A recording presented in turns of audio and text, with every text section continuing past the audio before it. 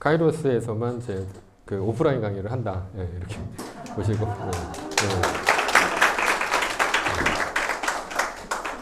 혹시 이제 질문 사항이 있으시면 그 유튜브나 아니면은 그 이메일 그리고 뭐 전화로 하셔도 됩니다. 예, 그래서 이렇게 하시면 되고 그리고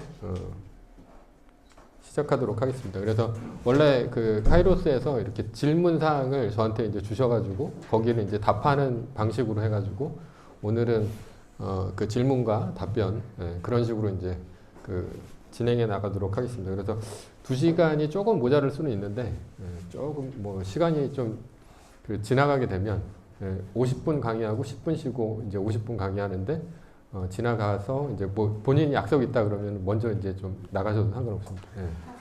예. 제가 웬만하면 좀 맞출 텐데 좀 강의 분량이 좀 많을 수는 있습니다.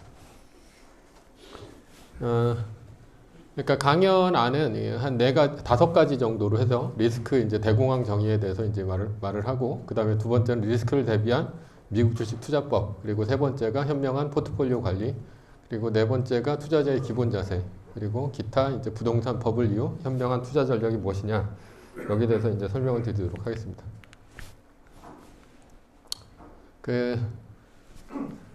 첫 번째 이제 부자가 되려면 이제 믿음이 있어야 된다라고 하는데 왜 믿음이 있어야 되냐라고 했을 때 이제 첫 번째가 이제 부자가 되는 조건인데요. 당연한 얘기지만 첫 번째는 오르는 주식을 이제 사야 되고요. 두 번째는 장기 투자를 해야지 이제 부자가 됩니다. 그러면 그 오르는 주식을 사야 되는데 오르는 주식에 있어서는 첫 번째는 이제 믿음이 있어야 돼요. 그러니까 뭐 이 주식을 왜 믿음을 갖고 이제 주식을 투자를 해야 되냐라고 했을 때 떨어질 때 물타기를 해야 됩니다. 예, 그러니까 절대 이제 물타기를 하지 마라. 예, 이런 얘기도 하는데 떨어질 때 물타기를 하면 좋은 점이 이제 주식 수가 늘어납니다.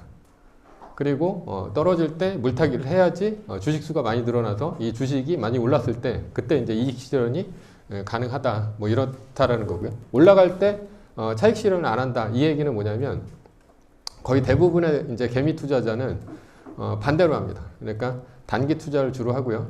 올랐을 때는 한 5% 정도 올라가면 그때 팔아요. 그리고 이제 떨어진 주식에다가 그 판 건 갖고 다시 이제 집어넣는다는 얘기죠. 그렇게 되면 이제 문제가 뭐냐면 조금 벌고 많이 잃는 거예요. 고스톱을 친다 하면 3점 내고 그러니까 쓰리고 피바 광박까지 맞는 거죠. 예. 그러니까 그러면 돈을 딸 수가 없잖아요. 그러니까 우리는 쓰리고 피바 광박을 때려야 되는데 3점만 딱 내고 먹었다 이랬을 때는 이제 부자가 못 되는 거죠. 왜냐하면 그렇게 크게 먹어야 되는데 그러려면 장기 투자를 해야 된다는 얘기입니다. 자, 장기 투자를 해야지 왜 그렇게 되냐, 부자가 되냐라고 했을 때는 우리가 시드머니가 적기 때문이에요. 시드머니가 뭐 한 10억, 100억 뭐 이렇게 되면 그러면은 조금만 올라도 우리는 부자가 될 수 있겠지만 원래 부자겠죠. 예. 근데 그 시드머니가 뭐 한 1,000만 원 아니면 1억 이 정도로 이제 적기 때문에 그 돈을 갖고 이제 부자가 되기는 되게 힘들다라는 겁니다. 그래서 반드시 오르는 주식을 장기 투자해야 되는데 거기에 있어서는 첫 번째가 이제 믿음이다라는 거죠. 그리고 이제 떨어질 때 물타기, 그 다음에 올라갈 때 이익 실현을 안 해야 됩니다. 그래서 주식은 지속적으로 모아가는 과정이 필요합니다. 그러니까 뭐 존니 선생님의 말처럼 지속적으로 모아가야 된다. 그래야지 이제 부자가 된다라는 얘기입니다. 그 믿음이 있다면 왜 손해를 안 보는가? 믿음이 없으면 어떻게 됩니까? 좀 떨어졌을 때 바로 손절을 치죠. 예. 그러니까 그랬을 때는 손절을 하면 손해가 나요. 손해가 나니까 당연히 부자가 될 수가 없습니다. 예. 그리고 믿음의 근거는 첫 번째는 직관에 의한 믿음이 있고 두 번째는 객관적 사실에 대한 믿음이 있는데요. 거의 대부분의 사람들은 직관에 의한 믿음으로 투자를 합니다.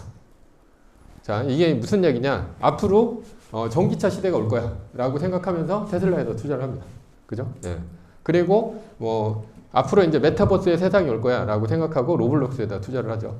그리고 앞으로 이제 자율주행차 뭐 이쪽에다 이제 세상이 올 거야 라고 하면서 이제 뭐 배터리라든가 뭐 이거 외에도 이제 여러 가지 있겠죠. 그래서 예전에는 뭐 다른 테마가 있을 테고 앞으로도 이런 테마들이 있는데 이런 테마들을 갖고 우리는 투자를 합니다. 근데 그런 투자를 했을 때는 뭐예요? 예, 직관에 의한 투자다라는 거죠. 근데 거의 대부분 한 99%는 그냥 직관에 의해서 투자를 합니다. 남이 나한테 하는 얘기 아니면 뭐 증권사에서 어떤 테마가 있다라고 해가지고 그런 식으로 투자를 하게 되는데 이렇게 투자를 하게 되면 문제가 뭐냐면 떨어졌을 때 문제가 됩니다. 떨어졌을 때 믿음이 없으면 어떻게 됩니까? 직관에 의해서 투자를 했는데 떨어졌을 때 믿음이 없으면 손절을 하거나 손절을 하면 손해를 보고 그렇게 되면 장기 투자를 못하고 일단 손해를 한번 보면 조금이라도 올라가면 그때 이제 팔게 됩니다. 5% 올라가면 팔고 그런 식으로. 그러니까 믿음이 왜 중요하냐? 일단 직관에 의한 투자를 하고 그리고 그게 믿음이 한번 깨졌을 때는 장기적으로 투자를 못하죠. 그리고 테슬라 같은 경우도 보면 이게 한 90%까지 빠질 때가 있어요. 예, 그러니까 이 MDD라고 해가지고 굉장히 많이 빠졌을 때가 한 90% 정도까지 빠지고 막 이러는데 그렇게 빠지게 되면 이 믿음이 아무리 있다 하더라도 믿음이 깨지죠. 예, 흔들리고 깨집니다. 한 30% 정도만 빠져도 믿음이 흔들리고 깨지는데 그렇게 되는 게 앞으로 이제 미래에 대해서 이제 알지 못하기 때문에 이렇게 이제 직관에 의해서 투자를 하게 되면 이런 것들이 좀 힘들다라는 겁니다. 그러니까 내가 아무리 전기차가 올 거다 이렇게 생각을 한다 하더라도 이게 만약에 전기차 시대가 안 오고 그냥 간다면 아니면 내가 택한 주식이 전기차에서 1등을 못 한다면 아니면 중간에 퇴출을 한다면 이런 식으로 계속해서 의심이 드는 거예요. 왜냐하면 계속 떨어지게 되면 이런 식이 되니까. 그래서 이런 직관에 의한 투자는 항상 의심을 부르고 그런 것들은 이제 믿음이 깨진다라는 겁니다. 두 번째는 객관적 사실에 대한 믿음이에요. 그런 식으로 이제 투자를 하는 거죠. 자, 이런 투자는 뭐냐라고 했을 때 주식시장은 언제나 우상향한다는 이제 객관적 사실입니다. 이유는 뭐냐? 지속적으로 돈이 풀리고 경제가 발전하려면 인플레이션으로 물가가 올라가는 현상이 발생합니다. 지금 항상 보면은 이제 미국의 달러 가치가 1900년대 초반에 비해서 지금이 100분의 1 가치로 떨어져 있거든요. 그렇게 되는 거는 미국이 어떻게 됩니까? 돈을 지속적으로 풀죠. 지속적으로 풀면서 달러에 대한 가치가 떨어지죠. 근데 달러의 가치보다 더 많이 떨어지는 게 한국 돈의 가치예요. 왜냐하면 1997년에 IMF 당시에 우리나라 돈은 700원이었습니다. 1달러당. 지금은 한 1200원 가까이 되죠. 예. 지금 한 25년 정도가 지났지만 50%가 이제 빠져 있는 상태입니다. 그렇게 되는 게 달러의 가치도 떨어지지만 한국 돈의 가치는 더 많이 떨어진다. 일단 한국 돈의 가치가 더 많이 떨어지는 이유는 미국에 수출을 해야 되는데 미국 돈보다 더 세게 되면 어떻게 됩니까? 수입을 더 많이 하죠. 그러니까 수출을 더 많이 하려면 한국 돈의 가치는 미국 달러에 대한 가치보다 훨씬 더 많이 떨어져야 됩니다.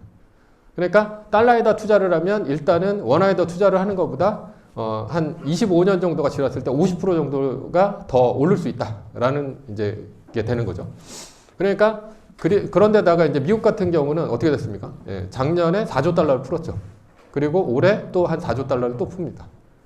그러니까 이 얘기는 뭐냐면 달러는 어마어마하게 많이 풀린다는 얘기예요. 이 정도 돈이 어느 정도 수준이냐? 2001년도에 중국이 WTO에 가입을 했어요.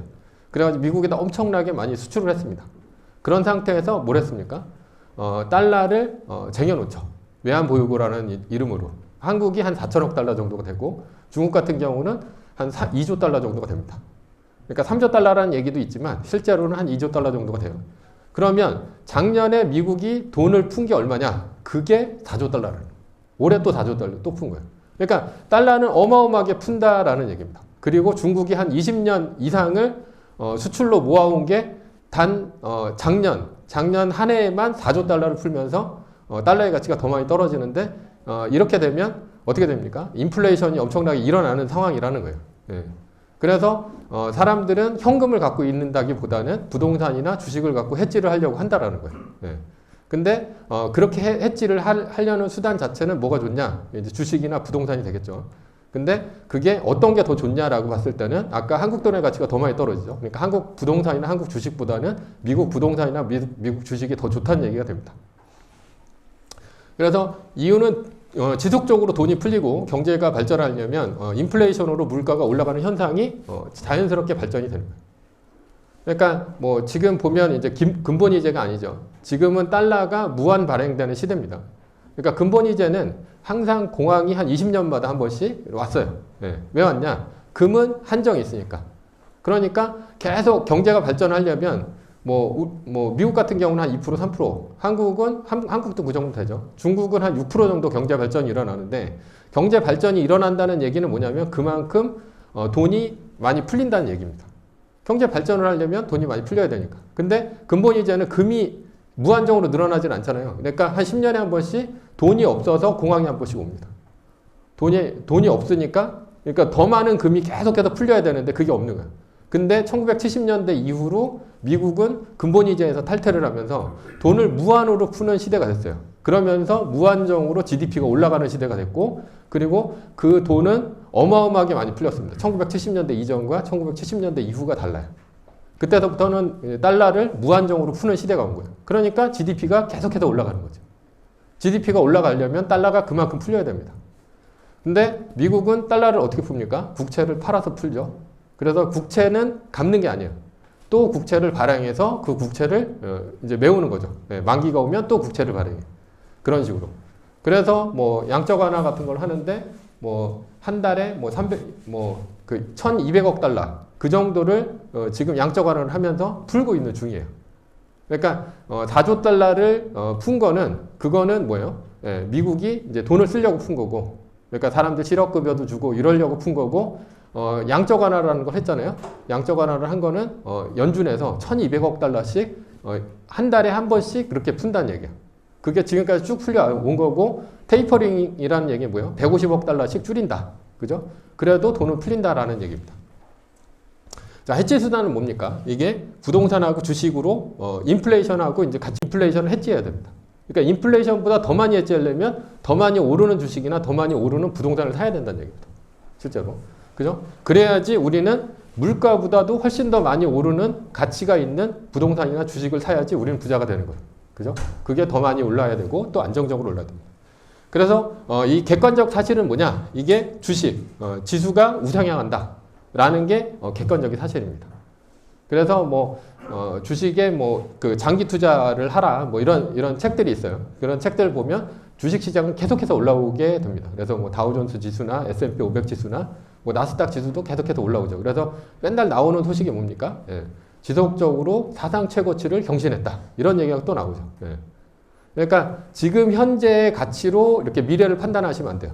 그래서 앞으로도 지속적으로 주가 지수는 올라가고 주식은 올라가게 돼 있습니다. 그래서 뭐 그 한 10년 전에 애플이 세계 1등이었는데 그때 당시에 한 350억 달러가 뭐였어요? 주가 그러니까 시가 총액이었습니다. 지금은 3조 5천억 달러. 한 10배 정도가 또 늘어난 거죠. 그러니까 계속해서 뭘 하는 거예요? 계속해서 주식의 가치도 높아지고 돈의 가치만 계속 떨어지는 거예요. 주식의 가치는 거의 그대로 있으면서. 그래서 지수는 우상향하고 세계 1등 주식도 어떻게 우상향한다라는 게 뭡니까? 이게 객관적 사실에 대한 믿음이다라고 보시면 됩니다. 두 번째는 이제 장기로 투자를 해야 돼요. 우리 단기로 투자를 해서 단타를 치시면 안 되고 장기로 투자할 수 있는 건 투자를 해야 됩니다. 뭐 단기 투자는 뭐 하는 거예요? 내가 이제 뭐 어떻게 보면 이제 좀 일상이 너무 지루하니까 내가 단기 투자를 좀 할 수는 있죠. 단기 투자를 할 수는 있지만 장기 투자를 해야지 부자가 되기 때문에 장기 투자를 할 것과 단기 투자를 할 것은 분명히 나눠서 투자를 해야 됩니다. 자, 그러면 왜 대부분의 주식은 우하향할 수밖에 없는가라는 건데 시장은 개별 기업보다 더 혁신적이기 때문입니다.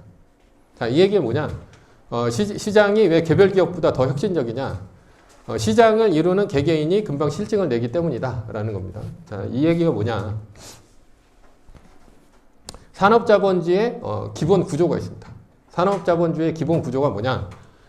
산업자본주의는 소비자로 하여금 새로운 상품을 끊임없이 구매하도록 만들어서 잉여 가치를 만들어내는 것이 기본 구조다라는 겁니다. 그러니까 새로운 이제 상품을 만들어서 그 새로운 상품을 사서 그걸 갖고 이제 거기서 나오는 마진 이걸 갖고 또 투자를 해가지고 또 새로운 상품 만들고 또 새로운 상품을 만드는 거죠. 그래서 그러니까 산업혁명이 일어난 이후에 아주 수많은 발명품들이 새로 나왔고요. 그 수많은 발명품들이 우리의 이제 그 생활을 굉장히 좋게 만들어줬죠. 근데 지금도 새로운 상품이 계속해서 나오는 거예요. 그러니까 테마가 계속해서 생기는 거죠. 스마트폰이 나오고 그다음에 전기차가 나오고 뭐 자율주행차가 나오고 메타버스가 나오고 이런 게 뭐냐면 산업 자본주의의 기본 구조라는 거예요. 그리고 이게 멈추는 순간 자본주의는 끝납니다. 그러니까 계속해서 소비자로 하여금 새로운 상품을 끊임없이 구매하도록 만드는 거예요. 그러면 새로움에 대한 강박이 저주처럼 반복됩니다. 계속 새로운 게 계속 나와야 돼요. 계속. 그러니까 예를 들면 2007년도에 아이폰이 나왔습니다. 아이폰이 나왔는데 그때 당시에는 굉장히 새로운 이제 문화적인 충격 이런 게 있는데 그런 충격이 어느 정도냐? 만약에 뭐 그 한 번도 뭐 브라질의 이과수 폭포를 본 적이 없는 사람이 이과수 폭포를 본 그런 아주 경이로운 충격에 이제 빠진 거죠. 왜냐하면 그 전까지 이제 피첨봉만 하다가 여기서 인터넷도 하고 모두 하고 이런 게 딱 오는 거예요. 근데 이게 첫 번째만 그렇고 그 다음에 아이폰 1이 나오고 이제 2가 나오고 3가 나오고 이렇게 되면 어떻게 되는 거예요? 처음에는 굉장히 그런 새로운 것들이 있지만 두 번째는 그런 새로움이 굉장히 많이 반감이 된다라는 겁니다. 그러니까 뭘 해야 돼요? 새로운 테마가 나오거나 아니면 더 새로운 상품이 또 나와서 우리를 계속 놀라게 해줘야 됩니다. 그 얘기는 뭡니까? 예, 그렇게 혁신적인 기업이 별로 없다는 얘기입니다. 원래가 우하향하는 게 정상적인 거예요. 근데 주가지수는 왜 올라가냐? 그런 새로운 상품을 만들어낼 수 있는 기업이 계속 새로 나와서 어떻게 됩니까? 예, 우리의 생활을 발전시켜줘야지 된다는 얘기입니다. 그렇지 못하면 주가지수는 이제 떨어질 수 있지만 그러니까 뭐예요? 전체 시장이 훨씬 더 혁신적이라는 얘기죠. 그러니까 기존에 있었던 피처폰 회사인 노키아는 망해버린 거고 LG전자도 망한 거죠. 그러니까 휴대폰 시장에 있어서는. 근데 거기에 애플이 나온 거고 애플은 이제 혁신이 없다 막 이러니까 새로운 게 뭐 테슬라가 나와가지고 전기차를 하고 뭐 이런 식이 되는 거예요. 그러니까 뭐예요? 혁신적인 시장 자체가 혁신적이라는 얘기예요. 개별적인 주식보다. 그러니까 지수는 우상향할 수밖에 없는 거죠. 그리고 두 번째 세계 1등 주식은 뭡니까? 현재는 애플이 1등이긴 하지만 애플이 세계 1등은 아니에요. 세계 1등은 뭐예요? 계속해서 바뀌는 겁니다. 그 중에서 가장 혁신적인 기업으로 계속해서 바뀌는 게 이런 시장이라는 얘기입니다. 그러니까 뭐 하는 거예요?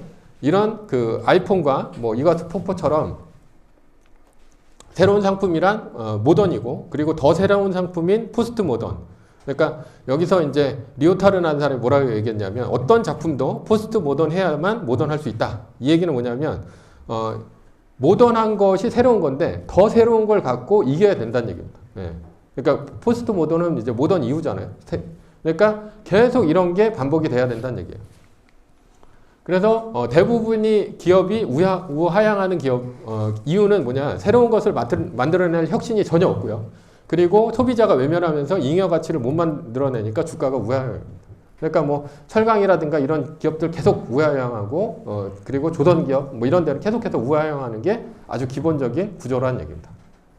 그러니까 원래가 주식을 사면 떨어지는 게 정상입니다. 원래가. 예. 그러니까 아주 혁신적인 기업을 찾아서 계속해서 투자를 해야 된다는 얘기입니다. 자, 그러면 투자 방법은 두 가지가 있는 거예요. 첫 번째가 직관적으로 투자를 하거나 아니면 두 번째는 객관적인 사실로 투자를 하거나 라는 거예요. 그러면 직관은 내가 믿을 수 있냐라는 거지. 내가 앞으로 전기차 시대가 올 거야 라고 해서 전기차를 투자를 했다라는 거예요. 그러면 이게 내가 믿을 수 있는 투자냐라는 거죠. 메타버스 시대가 오니까 난 메타버스에 투자를 했어요. 근데 그게 진짜로 내가 미래가 올 세상에다 투자를 한 게 맞냐라는 거죠. 예. 그게 아닐 수도 있다는 얘기입니다.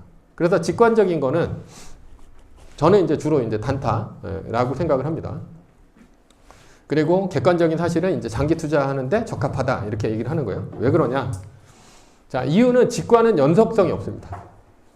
내가 새로운 주식을 계속해서 투자를 해서 뭐 제가 이제 이따 얘기를 하겠지만 1년에 25%의 복리를 거둘 수가 있다면 10년이 지나면 어떻게 되냐? 이게 10배가 되고요. 다시 또 10년이 지나면 또 10배가 됩니다.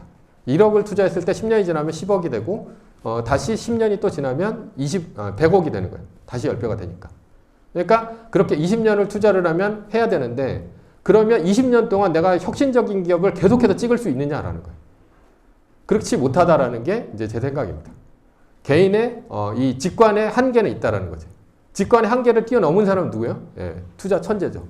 앙드레 코스텔란이나 아니면 피터 린치나 워렌 버핏 이런 사람들이에요. 그러면 범인들이 그러니까 우리같이 평범한 사람들이 워렌 버핏 정도의 직관을 갖고 있느냐라는 거죠. 예, 갖고 있지 못하다라는 예, 절대적으로. 근데 사람들의 99%는 뭐 갖고 투자를 해요? 직관 갖고 투자를 한다라는. 직관 갖고 투자를 하니까 항상 망하는 거죠. 왜냐하면 그리고 또 이제 사람들의 성향이 뭐냐면 떨어지면 못 팔아요. 예. 그러니까 떨어지면 못 파니까 장기 투자가 안 되는 거고 예. 그렇다는 얘기입니다. 그래서 대부분의 일반인들은 직관이 없다라는 겁니다. 직관이 없는 걸 인정을 해야 돼요. 근데 이제 자기가 뭘 하는 거예요? 계속해서 더 이제 큰 수익을 얻으려고 직관에 의한 투자를 한다라는 거예요. 그러니까 직관은 철저히 예측해서 투자를 하는 행위인데 철저히 예측해서 투자를 하면 항상 손해를 보게 돼 있죠. 왜냐하면 나는 예측 능력이 없으니까. 예, 나는 천재가 아니니까. 근데 계속해서 예측해서 투자를 해야 됩니다. 왜냐하면 앞으로 전기차 시대가 오는데 전기차 시대가 올지 안 올지 몰라요. 두 번째, 이 전기차 시대가 온다 하더라도 내가 찍은 주식이 오를지 안 오를지 모른다는 얘기예요. 그죠? 예. 근데 이 두 가지를 갖고 지속적으로 장기 투자를 하게 되면 잘못 찍었을 때, 그리고 그런 잘 찍었다 하더라도 그건 한 번뿐이라는 거예요. 연속적으로 그거를 계속 맞출 수는 없다라는 겁니다. 그래서 객관적인 사실에 대한 투자는 대응하는 투자다라는 겁니다. 대응하는 투자. 대응하는 투자는 뭐냐면 지속적으로 바꿔주는 거예요. 바꿔준다. 뭘 바꿔주냐? 주식을 바꿔줍니다. 주식은 어떤 식으로 바꿔주냐? 이게 시장이 찍어주는 주식으로 바꿔주는 거예요. 근데 바꿔줄 필요가 없는 게 있죠. 첫 번째는 ETF 같은 게 있습니다. S&P 500 같은 경우는 500개 기업을 뽑죠. 근데 그거는 S&P라는 회사가 계속해서 바꿔주는 거예요. 500개 기업이. 지속적으로 바꿔주니까 얘네들은 그냥 찍어 놓으면 되죠. 아니면 나스닥 같은 기업에다 이제 전체 지수에다 투자를 하면 걔네들은 계속 이제 잘 못하는 기업은 퇴출될 거 아니에요. 그죠? 예. 그리고 잘하는 기업은 또 이제 들어오죠. 그러면서 이제 올라가게 되는 거예요. 첫 번째가 지수고 두 번째는 이제 세계 1등이죠. 왜냐하면 세계 1등은 안 좋으면 2등과 떨어지고 순위가 바뀌어버리니까. 그러니까 이건 뭐예요? 예, 이게 이제 객관적인 사실에 의한 투자다라는 겁니다. 그래서 예측 투자는 천재적인 직관이 필요하고, 그리고 대응하는 투자는 매뉴얼이 중요하다라는 거예요. 그래서 매뉴얼은 이제 뒤쪽에 좀 설명을 드릴 거예요. 그러니까 그리고 결론은 부자가 되려면 자신의 믿음이 현실로 이루어져야 되는데 그때까지 장기 투자를 해야 된다라는 겁니다. 부자에 대한 여러 가지 얘기들은 이제 또 뒤쪽에 제가 이제 설명을 드리도록 하겠습니다. 그러니까 뭘 하라는 얘기예요. 그러니까 객관적인 사실에 의해서 투자를 해야 되는 거고, 직관적인 투자는 본인이 천재면 그렇게 투자를 하셔도 되는데 그랬을 경우는 그렇지 못할 가능성이 굉장히 크다라는 겁니다. 근데 세계 1등 투자가 어려운 이유가 있습니다. 어려운 이유가, 자, 이제 애플 같은 경우가 이게 지금 지난주 목요일 정도에 이제 오른 이제 주가 지수인데요. 이게 이제 YTD, 그러니까 올 초서부터 지금까지 얼마가 올랐냐라고 봤을 때 35.29%가 올랐습니다. 자, 35.29%인데 지금은 더 올랐어요. 예, 지금은 금요일날 또 올랐기 때문에 거의 한 38%, 39% 정도가 올랐습니다. 그러니까 35.29, 그러니까 25% 이상의 수익을 올렸다는 얘기죠. 그래서 제가 제일 중요하게 생각하는 게 연간 25%를 올릴 수 있느냐 없느냐, 이게 제일 중요합니다. 그래서 35.29%의 수익을 올렸다는 얘기고요. 두 번째, 나스닥 종합 주가 지수는 얼마였냐? 24.32%가 올랐습니다. 올해. 예. 그러니까 여기도 25% 가까이 올랐죠. 근데 이거는 뭐예요? ETF 투자라는 얘기입니다. 나스닥 같은 경우는.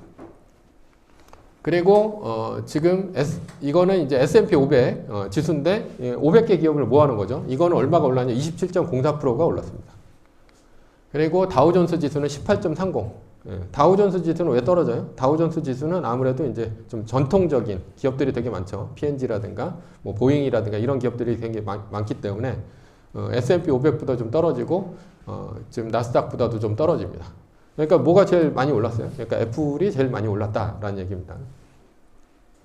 근데 이제 지수 투자보다 왜 세계 1등 투자를 해야 되냐라고 했을 때, 지수는 지난 10년간 연평균으로 이제 봤을 때 9.1% 정도가 올랐어요. 배당까지 합하면 10.1% 정도 돼요. 이렇게 25%보다 한참 모자르죠. 예. 그러니까 지금 세계 1등은 그거보다 더 많이 올랐다라는 얘기입니다. 두 번째, 애플을 갖고 지난 5년간으로 봤을 때 얼마가 올랐냐? 514%가 올랐습니다. 514%. 그러니까 5배가 올랐다는 얘기입니다. 그리고 나스닥 종합 주가 지수는 얼마가 올랐냐? 189%. 그러니까 한 2배 정도가 못 올랐다는 얘기예요. 그러니까 얘네들은 어떻게 되는 거예요? 1년에 한 9.1% 정도가 올랐다라는 게 이제 10년간으로 봤을 때. 그러니까 세계 1등에 왜 투자를 해야 되냐? 이게 지수보다 더 많이 올라가니까. 지수 투자는 왜 해야 돼요? 내가 객관적인 사실에 의해서 투자를 해야 되니까. 그죠? 그거보다 더 아웃퍼폼 하려면, 그러려면 이제 세계 1등에 투자하는 게 훨씬 낫다라는 얘기입니다. 다음은 S&P 500인데 S&P 500은 더 적게 올랐습니다. 108%가 올랐어요. 그러니까 2배 정도밖에 안 오른 거죠. 지난 5년간. 그죠? 그리고 다우존스 지수는 80%. 그러니까 그러니까 2배가 덜 오른 거죠. 80% 정도밖에. 지난 5년간입니다. 5년간. 자, 그런데 문제는 뭐냐? 그럼 1등에다 투자를 하면 반드시 돈을 버냐라고 했을 때 1등에다 투자를 했을 때 그러니까 이게 2021년 12월 9일 현재 얼마가 올랐어요? 35.29%가 올랐다는 얘기죠. 근데 25%를 아웃퍼폼 했던 적은 그 6번입니다. 10년 중에. 지난 10년간. 2012년서부터 애플이 1등이었는데 그때 이제 엑소모빌하고 같이 공동으로 1등이었는데 이때 25%가 올랐지만 보면은 한 4번 정도가 25%를 못 올렸어요. 그러니까 그냥 꾸준하게 25%를 찍으면서 올라가는 게 아니에요. 어느 때는 25%를 오르지만 그건 한 10년 중에 6년 정도밖에 없었고 그리고 나머지 4년 정도는 25%도 못 올랐다. 그런데 여기 보시면 2015년과 2018년이 있는데 이때는 오히려 마이너스가 나죠.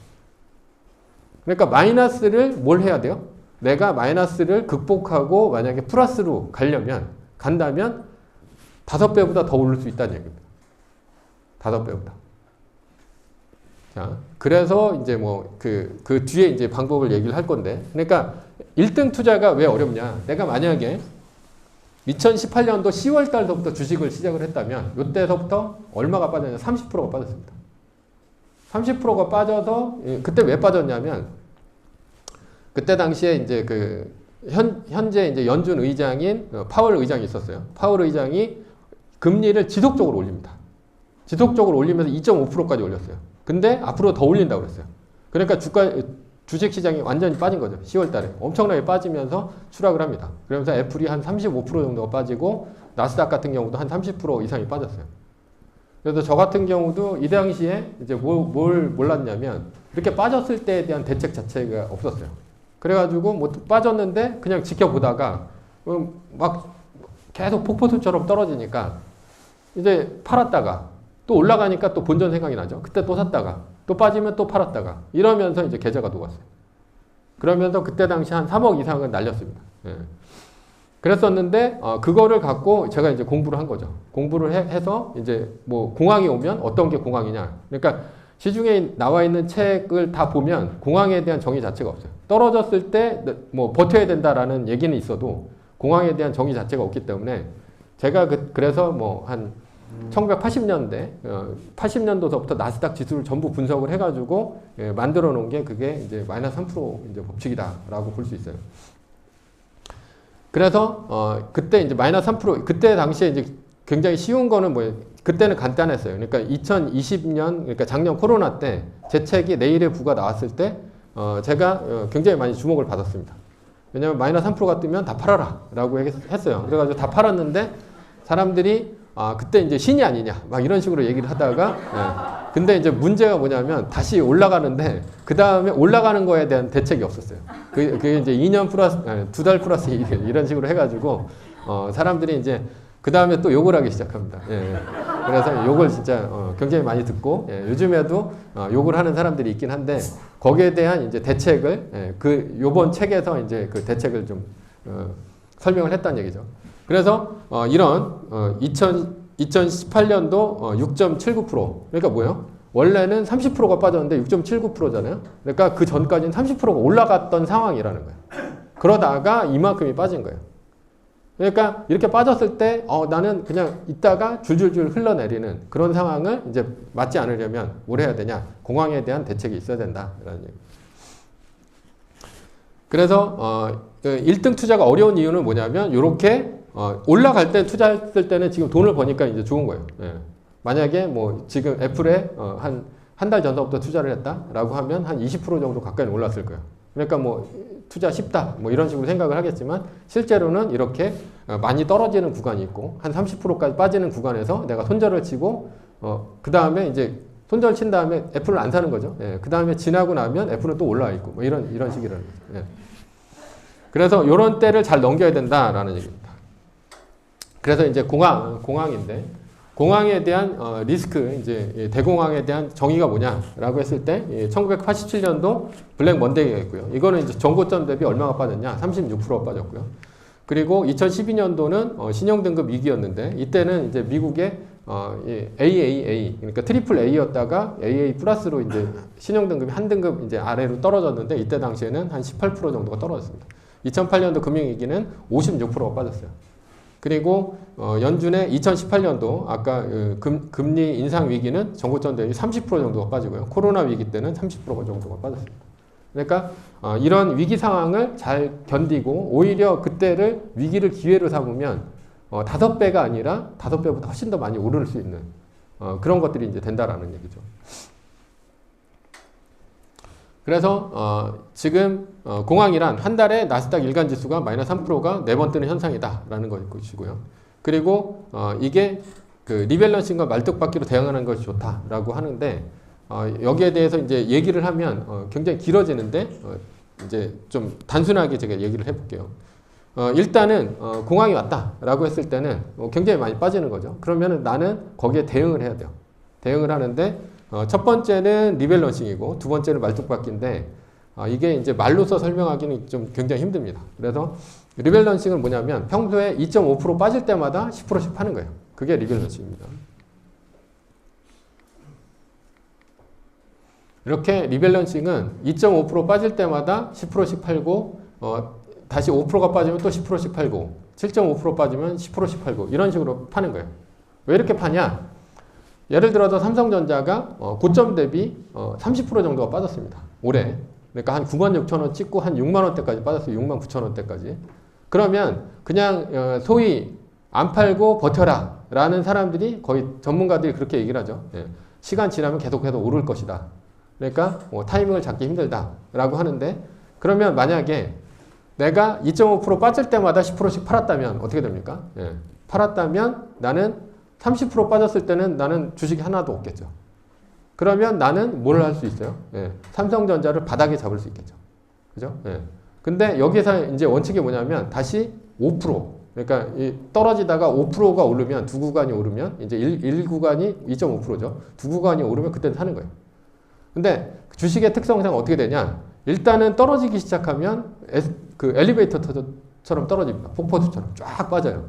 그러니까 2020년 코로나 위기 때도 하루에 막 주가 지수가 나스닥 같은 경우 10% 정도 빠진 적도 있어요. 10% 넘게. 예.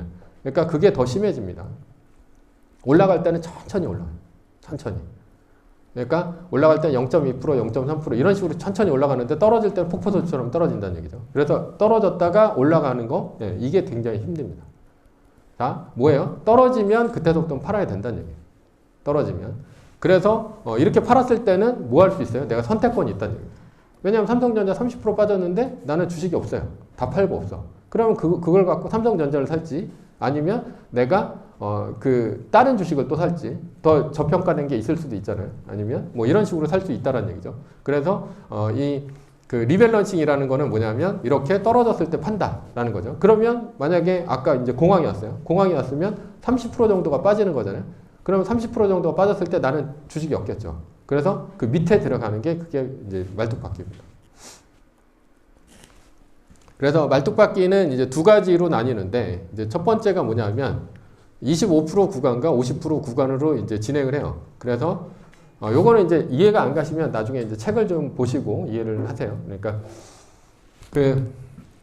이게 금리 인상 이전과 금리 인상 이후 이걸로 이제 나뉘는데 여기 보시면 이렇게 이제 나와 있죠. 예, 공황이 이렇게 나와 있는데 제가 공황에 대해서 그 1980년도 나스닥 지수를 전부 이제 분석을 다 했어요.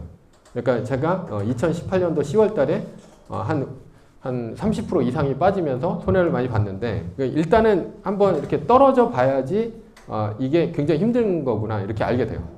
내가 뭐 한 10억을 투자를 했는데 30%가 빠지면 얼마 3억이 날아간 거예요. 예. 근데 내가 사고 팔고를 하잖아요. 그래서 4억, 5억이 날아갑니다. 예. 그때 떨어질 때 팔고 올라갈 때 또 샀는데 또 떨어져요. 그리고 또 팔고 또 올라갈 때 또 사고 이러면은 원래는 30% 빠져야 정상인데 한 50%가 빠져 있는 거예요. 예. 10억 중에서 5억이 날아가 있는 거예요. 예. 정신 못 차리는 거지. 예.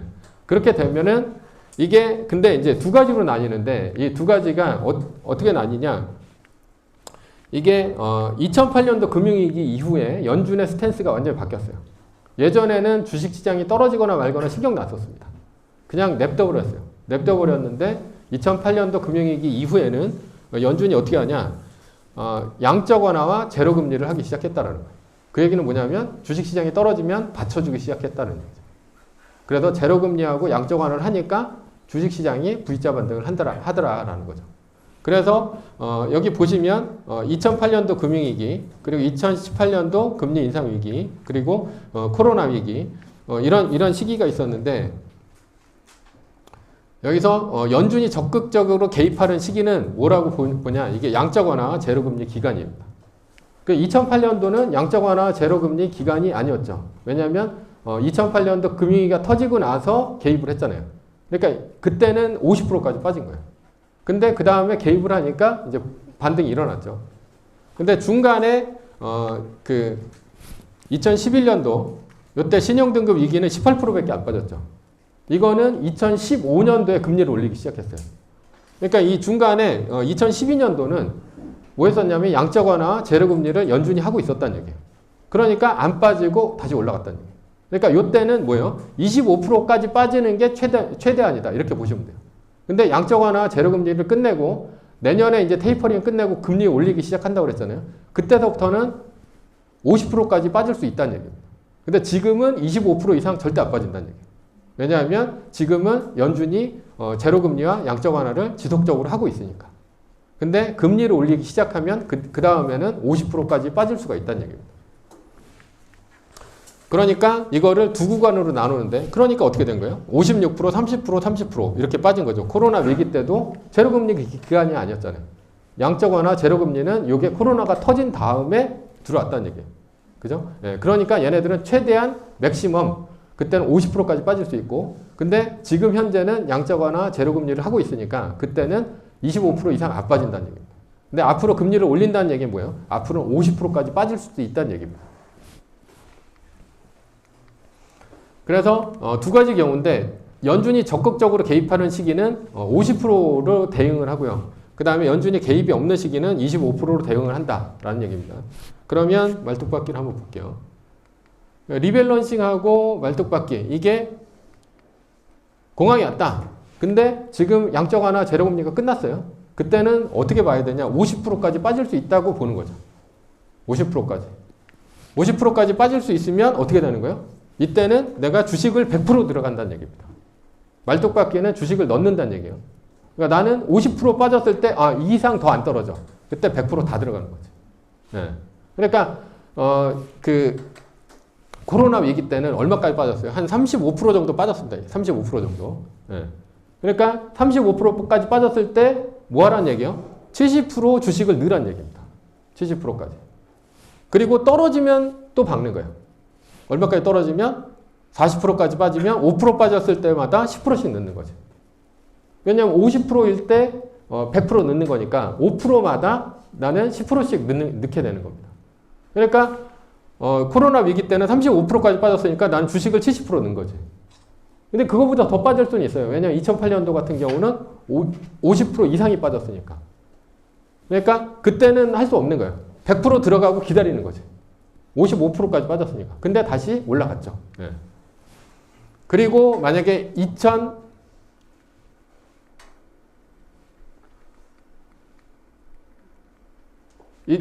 2012년도 그 금리 인상 시기. 그러니까 금리 인상 시기가 아니라 그때는 미국이 금리를 그 신용등급이 떨어졌을 때 2012년도 그때는 18% 정도밖에 안 빠졌어요. 그러니까 최대한 25%일 때 어떻게 되는 거예요? 100% 들어가는 거고. 그러니까 양적 완화 제로금리 기간에는 아까 18%까지 빠졌다고 그랬죠. 그러면 요 구간이잖아요. 그러면 70%까지는 또 주식을 넣는다는 거예요. 네. 뭔 얘기인지 잘 모르시면 책을 사서 보세요. 네. 네. 그러니까 이게 이제 설명하기가 힘든데 한번 당해보면 압니다. 네. 한번 당해보면 이거를 왜 안 했을까 이렇게 생각을 한다라는 얘기입니다. 네. 그래서 더 떨어지면 뭐 하는 거예요? 10%씩 넣는다는 얘기입니다. 근데 이거는 2.5% 떨어질 때마다 10%씩 그런 식으로 들어간다라는 얘기입니다. 그러면 어떻게 되는 거예요? 나는 오히려 위기가 왔을 때 주식을 공격적으로 늘릴 수가 있다라는 얘기입니다. 공격적으로. 그러니까 아까 애플이 5년 동안 그렇게 한 100%씩 500%가 올랐죠. 5배가 올랐는데 그건 뭐예요? 25%씩 올라갔다라는 가정인데 근데 그것보다도 더 복리 효과를 더 많이 누릴 수 있다는 얘기예요. 왜냐하면 우리는 무슨 믿음이 있어요? 세계 1등 주식은 우상향한다는 믿음이 있으니까. 예, 그러니까 뭐 할 수 있습니까? 거기다가 돈을 과감하게 넣을 수 있죠. 근데 내가 잡주를 들어가 있어.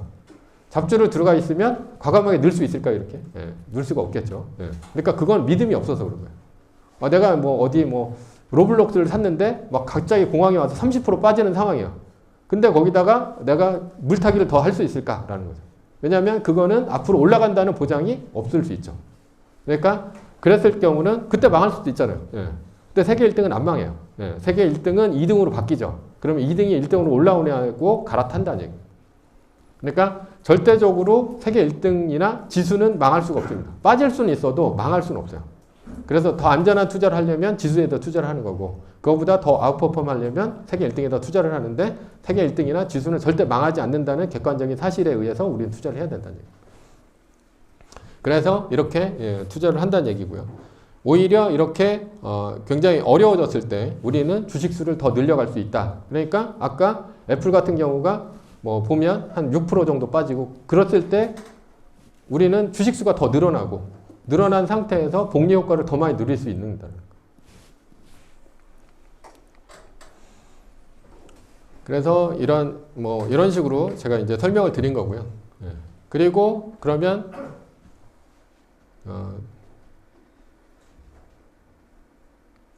요거는 이제 책을 좀 읽어보시면 이게 굉장히 많은 얘기들이 있는데 이거를 또 설명을 다 하면 시간이 너무 가요. 뒤쪽에 한 100페이지 정도가 더 있으니까.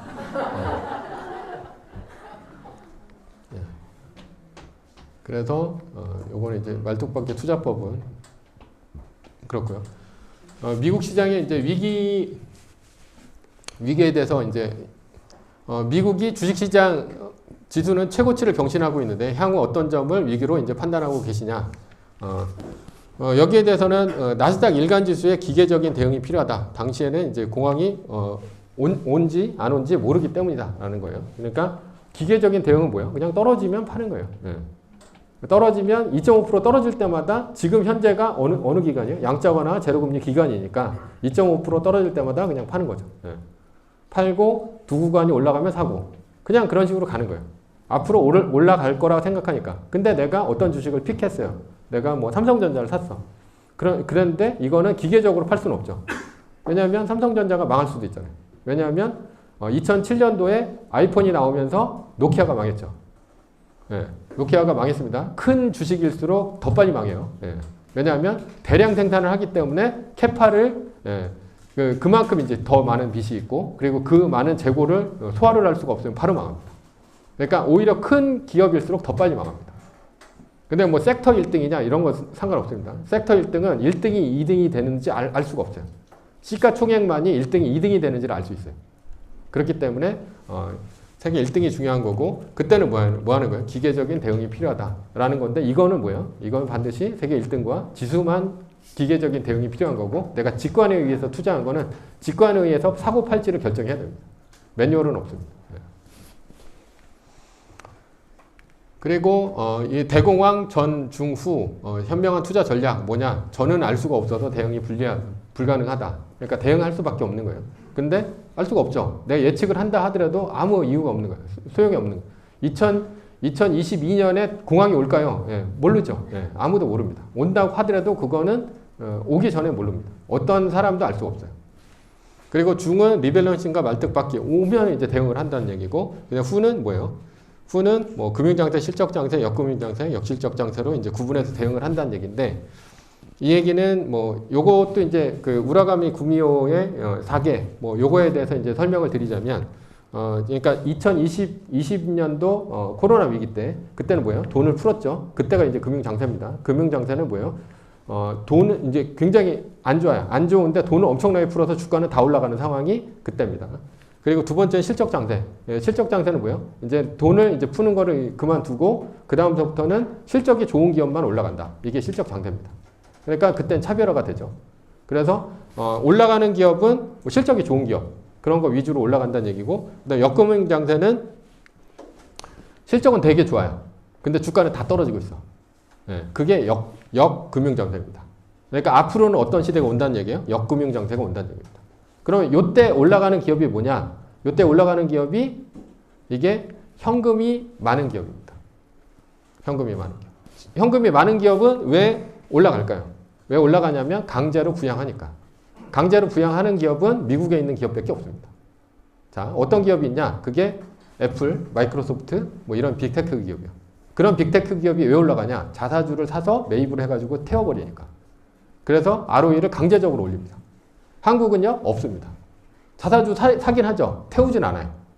예, 절대. 삼성전자 자사주 사요? 예, 태우진 않습니다. 예. 근데 미국은 강제적으로 사서 태워버려요. 왜 태우냐? 얘네들이 CEO가 뭐예요? CEO가 오너가 아니다. CEO는 뭐예요? 예, 고용인이다. 고용인은 뭐 해야 돼요? 예, 뭐 2년마다 한 번씩, 5년마다 한 번씩 갱신을 해야 돼요. 갱신을 하려면 실적이 좋아야 돼요. 실적이 좋으려면 어떻게 해야 됩니까? 자사주를 사서 태워야지 주가가 올라가죠. 주가가 올라가야지 이사회에서 승인을 받고 5년, 2년 더 할 수 있는 거예요. 그러니까 지금은 그 뭐 사티아 나델라라든가 뭐 이런 그 마이크로소프트 사장이라든가 뭐 그런 사람들 있죠. 그런 사람들은 뭐 하는 거예요? 팀쿡 뭐 이런 사람들이 잘하는 게 금융으로 조지는 거예요. 금융으로. 예. 그러니까 인플레이션 시대에는 오히려 주가 지수는 계속해서 올라갑니다. 왜 올라가냐? 디플레이션 시대보다 훨씬 쉬워요. 워렌 버핏이 갖고 있는 그 주식 중에 시즈캔디라는 주식이 있습니다. 자, 시즈캔디라는 주식은 뭐 하는 주식이냐? 사탕 주식이에요. 사탕인데 옛날에 있는 사탕이죠. 그러면 이 주식이 왜 올라갈까라는 거죠. 왜 올라가냐면 코카콜라도 마찬가지로 얘네들은 가격을 올리면서 올라가는 거예요. 가격을 올리면서. 그러니까 시장은 이미 꽉 차 있어요. 시즈캔디 모르는 사람 없고 코카콜라 모르는 사람 없고 질레트 면도기 모르는 사람 없어요. 그런 상황에서는 가격을 올립니다. 계속해서. 그렇게 올릴 수 있는 이유는 뭐예요? 브랜드 가치가 높으니까. 브랜드 가치가 높으면 가격을 누구한테 전가를 하는 거예요? 소비자한테 전가를 하면서 올라가는 거죠. 그렇게 되면 뭐가 생깁니까? 갭이 생기죠. 어떤 갭이 생깁니까? 면도기 하나가 한 2만 원씩 하는 거야. 그러면 어떤 갭이 생겨요? 이거 밑으로 들어올 수 있는 갭이 생기죠. 그래서 달러 쉐이브 클럽 뭐 이런 애들이 있는데 그런 애들이 한 1,000원에 팔아버리는 거죠. 그렇게 되면 시장 점유율을 이렇게 깎고 들어오는 거예요. 그래서 그런 애들을 또 이제 인수합병을 하면서 얘네들은 그렇게 올립니다. 그러니까 인플레이션 시대는 그냥 자연스럽게 뭐 하는 거예요? 상품의 가격이 올라가죠. 자사주 매입할 필요가 없어요. 왜냐하면 상품의 가격이 올라가면서 소비자한테 전가할 수 있는 기업은 올라가는 거예요. 그런 게 어떤 기업이에요? 네. 브랜드 가치가 있는 기업들. 코카콜라, 뭐 P&G, 그리고 애플이나 마이크로소프트 이런 기업들은 올라가는데 근데 지금까지 디플레이션 시대였잖아요. 2000년대 이후에. 왜 디플레이션 시대가 됐습니까? 2001년도에 중국이 WTO에 들어오면서 아주 저가 노동력으로 어마어마하게 공장에서 뽑아냈죠. 그러면서 물건 값이 안 올라가는 거야. 두 번째는 인터넷 기업들, 그러니까 뭐 아마존이라든가 이런 기업들이 뭘 합니까? 예, 가격 비교를 해버렸잖아요. 그러면서 우리는 최저가에 살 수 있게 그런 상황이 있죠. 난 딱 네이버 쇼핑이 들어가니까 노트북 똑같죠. 가격은. 전국 가격이 똑같아. 그러니까 나는 거기서 제일 싼 걸 사는 거지. 그러면 얘네들이 뭐 시장에서 살 때야 가격 비교 자체를 못 하는데 그냥 인터넷에서 사니까 가격이 싼 것만이 뭘 팔리는 거예요. 페이지가 두 번째 페이지로 넘어가면 클릭이 없어요. 98%는 첫 번째 페이지. 그리고 거의 90%는 한 5줄 안에서 끝납니다. 그러면 가격을 내리는 애들만이 살아남는 거예요. 그러니까 가격이 올라갈 수가 없는 구조가 되는 거예요. 중국이나 아니면 네이버 쇼핑에 의해서 뭐가 되는 거예요? 절대적으로 낮은 가격이 유지될 수밖에 없다. 그럼 뭐 하는 거예요? 계속해서 디플레이션. 디플레이션 시대에는 어떤 기업만 올라가요? 현금 동원력이 있고 브랜드 가치가 있는 애들만 올라가요. 현금 동원력은 자사주를 사서 매입해가지고 태워버리는 애들. 강제적으로 주가를 올리는 애들만 살아남는 거예요. 아닌 애들은 그냥 죽는 거지. 그러니까 다른 기업들은 계속 떨어지는 거예요. 왜냐하면 가격 전가를 못해. 한국의 뭐 포스코라든가 조선주라든가 이런 거는 계속 영업이익률이 떨어지고 있고 이러니까 주가가 안 올라가는 거예요. 대부분의 주가가 다 떨어지는. 그게 역실적 역금융장세라는 거예요. 근데 그 시절에 올라갔던 애들, 그런 애들은 빅테크 애들은 혁신이 있거나 첫 번째, 두 번째는 현금 그 동원력이 어마어마하게 있거나. 그래서 혁신과 현금 동원력이 있으면 같이 올라가죠. 혁신이 있는 기업들은 어떤 기업이었어요? SNS 기업이었다. 그죠? SNS 기업이 뭐 하는 거예요? 광고 시장을, 전 세계 광고 시장을 다 먹어버렸잖아요. 페이스북이 예전에는 TV에서 광고했죠. 근데 지금 TV에서 광고한다고 보질 않죠. 왜냐? TV에서 광고하더라도 시청률이 안 나요. 옛날에 첫사랑 같은 거 하면 50% 나왔죠. 지금은 한 뭐 1%, 2% 이렇게 나옵니다. 왜 그러냐? 그게 사람들의 그 TV 시장 같은 그런 것들을 누가 다 갖고 왔어요? SNS 업체들이 다 갖고 왔다. 유튜브를 보거나 아니면 페이스북을 하거나 이런 식으로 다 갖고 오고.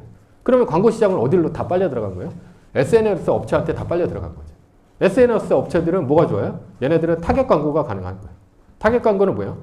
자, 그 내가 만약에 파스타집을 연다. 종로에서. 파스타집의 타겟 광고층은 누구일까요?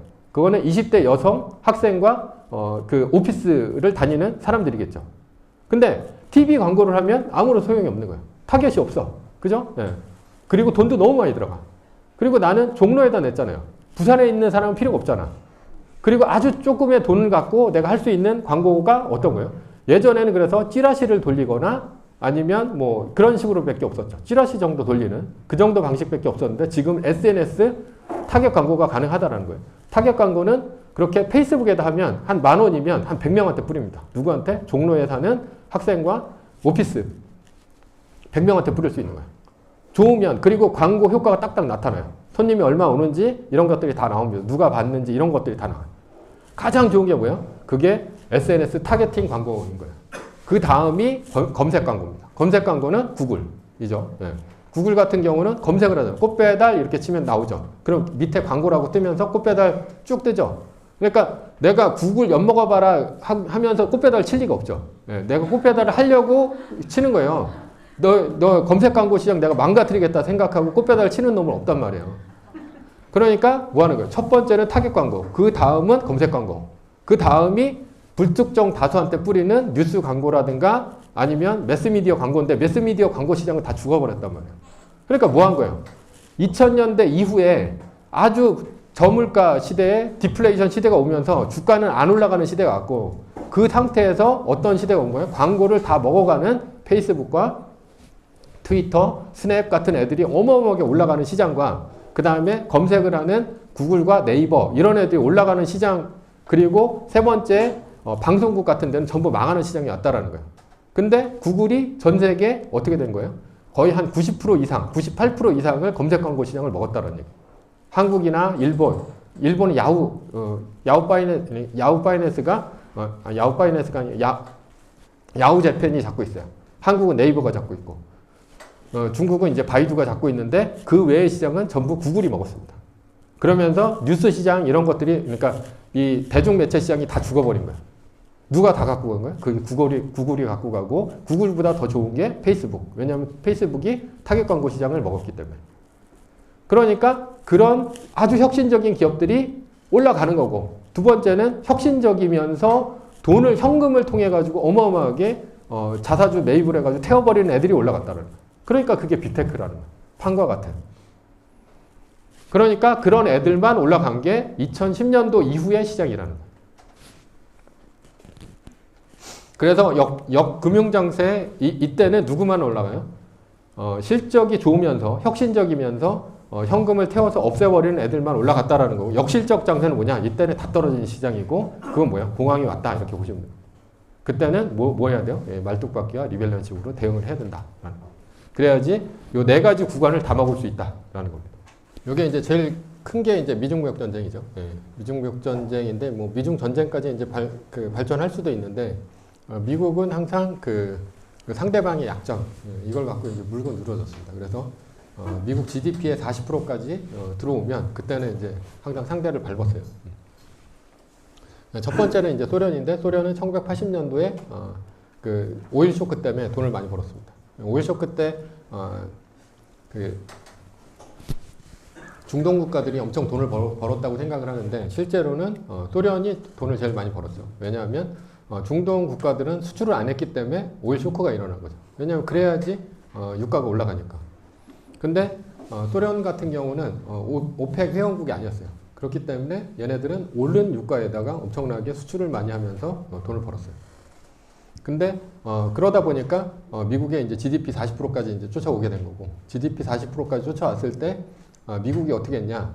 1985년도에 1980년도에는 뭐 이제 그 인플레를 잡기 위해서 금리를 20%까지 올리고 뭐 이런 식으로 했죠. 그래가지고 주가 지수 다 망가지고 이제 다 망가졌었는데 85년도에 이제 3조 호황이 옵니다. 3조 호황은 저달러, 저금리, 저유가.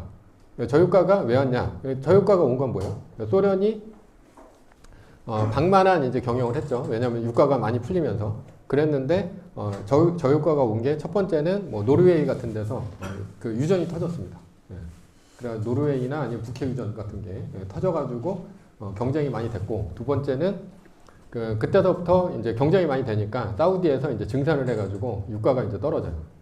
그런 상태에서 금리가 이제 더 많이 떨어뜨리죠. 왜냐하면 그 다음서부터는 이제 일본하고 플라자 비를 통해 가지고 금리를 많이 떨어뜨렸죠. 네, 떨어뜨리고 엔화 가치는 높아지고 미국 달러 가치는 이제 낮아졌어요. 그러니까 3자 호황이 되면서 이제 한국이 이 전두환 정권 시절에 굉장히 발전을 많이 할 수 있었던 게 그때 3자 호황이에요. 근데 반대로 그 소련은 굉장히 힘들어졌죠. 저유가가 왔으니까. 그래가지고 그때 엄청난 사회복지 예산이 집행이 안 되면서 그 내부로 이제 무너진 거죠. 그러니까 미국은 뭘 하냐? 지속적으로 얘의 약점이 뭐냐를 보고 약점을 건드려서 이제 밟는다라는 거고. 두 번째는 그 일본인데, 일본 같은 경우는 뭐 플라자 합의라는 게 있었죠. 그러니까 그 일본 같은 경우는 미국에 수출을 하면서 그 달러를 벌어들였잖아요. 그러니까 수출을 어떻게 하면 못하게 할까라는 게 이제 약점이 되는 거죠. 그러니까 소련은 유가였고, 일본은 수출인데, 수출을 못하게 하는 거는 첫 번째는 일본의 엔화 가치를 올립니다. 그게 이제 플라자 합의고, 엔화 가치가 올라가면 수출이 안 되죠. 수출이 안 되니까 그때서부터는 내수를 키울 수밖에 없는 거예요. 왜냐하면 GDP를 계속해서 발전시켜야 되니까. 그러니까 그 다음서부터는 이제 주식 버블과 부동산 버블이 일어나죠. 그러면서 그렇게까지 올라갔었는데 미국이 어떻게 하냐? 그때 이제 바젤 1을 이제 그때 시작을 합니다. BIS 비율이라고 해가지고 바젤 1이 뭐냐면 BIS 비율을 8% 맞춰라라는 건데, BIS 비율 8%는 그러니까 은행이 8% 정도를 현금으로 갖고 있으라라는 얘기예요. 자, 그러면 어떻게 되냐? 그 전에는 그런 비율이 없었어요. 비율이 없었는데 그렇게 비율이 되면 어떻게 되냐라고 했을 때는 그 부채를 갚을 수밖에 없는 거예요. 자, 그러니까 일본의 땅을 팔면 뭐 미국을 5배를 살 수 있다라는 게 있었잖아요. 그때는 부채 비율이 어마어마하게 올라갔다라는 거예요. 그러니까 미국의 기업 부채가 올라갔는데, 왜냐하면 그때는 일본이 저금리를 통해 가지고 경기 부양을 해야지 GDP가 올라가니까, 저금리를 통해서 경기 부양을 하니까 부동산 가격이 계속해서 올라갔잖아요. 그러면 은행들은 부실 자산이 굉장히 늘어나는 거죠. 굉장히 많이 늘어났었는데 미국이 갑자기 어떻게 해요? 8%를 맞춰라 라고 하니까 8%를 맞춰야 되는데 보니까 8%에 턱없이 모자른 거예요. 한 1, 2% 정도밖에 안 되는 거죠. 그러면 이게 부채를 없애고 현금을 많이 확보를 해야 되잖아요. 그러니까 만기가 돌아오는 기업들한테 뭐라고 얘기하냐면 이거 나는 만기 연장 안 해줄 거야 라고 얘기를 하는 거죠. 만기 연장을 안 해주니까 어떻게 됩니까? 부동산을 팔아야죠. 부동산을 팔게 되니까 일본의 부동산 버블이 꺼지면서 부동산 버블이 이제 1989년도서부터 이제 꺼지고, 그리고 금리를 같이 올려요. 그리고 주식은 어떻게 꺼지냐? 미국 앞으로 이제 그때 당시에 이제 그 일본의 주가 지수가 거의 한 1000포인트 정도까지 올라갑니다. 지금이 한 26,000, 27,000 정도 돼요. 그러니까 지금 한 25년, 30년 정도가 지났는데 아직까지도 3만 포인트를 못 넘었어요. 얘네들이 2000년대 초반까지 얼마까지 떨어지냐면 8000포인트까지 떨어집니다.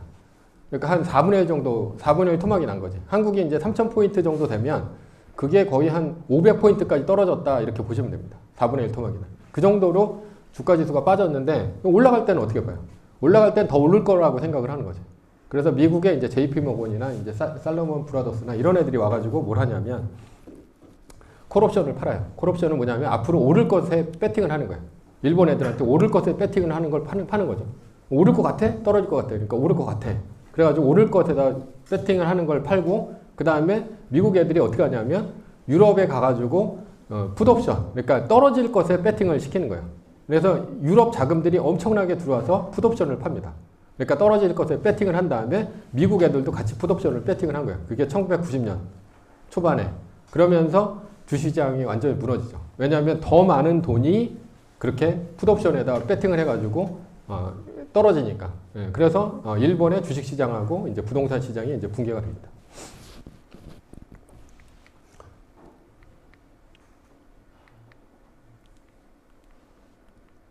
그래서 이제 중국 같은 경우는 약점이 뭐냐? 이게 중국의 약점은 부채 문제입니다. 그래서 지금 어떤 부채가 제일 커요? 한국은 가계부채가 제일 크고, 그 다음에 미국은 정부 부채가 제일 크고, 그 다음에 중국은 기업 부채가 제일 큽니다. 그래서 요즘에 이제 헝다 사태 뭐 이런 얘기가 있죠. 헝다 사태는 뭐예요? 부동산 버블이 심하다라는 얘기고, 부동산 버블이 심하니까 얼마 전에 막 이렇게 흔들렸던 이유가 기업의 부동산 부채가 이제 떨어지기 시작하면 중국이 흔들릴 수 있다라는 겁니다. 그러면 중국은 왜 지금 헝다 사태를 일으켰냐라는 거죠. 중국은 원래가 헝다 사태를 지금이 적기라고 본 거예요. 왜 적기라고 봤냐면 지금이 제로금리와 양적 완화 시기죠. 미국이 어떤 금융카드를 이제 꺼내들기가 쉽지가 않습니다. 그러니까 미국이 금리를 막 올리면 그때는 세계의 돈이 어디로 가요? 다 미국으로 가죠. 그러면서 위기가 오는 거예요. 한국도 위기가 옵니다. 그때. 그러니까 그때는 주식도 떨어지고 부동산도 떨어지고 다 떨어지는 거예요. 금리를 엄청나게 올려버리면 미국이. 근데 한국도 무슨 위기가 와요? 가계부채 위기가 오는 거죠. 가계부채 위기가 왜 오냐? 금리를 올리니까. 지금 부동산에서 뭐가 없다고 그래요? 예, 매기가 좀 없고 부동산이 좀 떨어진다는 얘기가 있잖아요. 왜 그러냐면 한국의 기준금리를 올리기 시작하니까. 지금 5%라고 한다고 하더라고요. 근데 그게 좀만 올리면 6%, 7% 이렇게 올라가죠. 근데 그 전보다 뭐가 커졌어요? 부동산 가격이 올라갔잖아요. 그러면 뭐가 올라갔습니까? 부채의 비율이 올라가죠.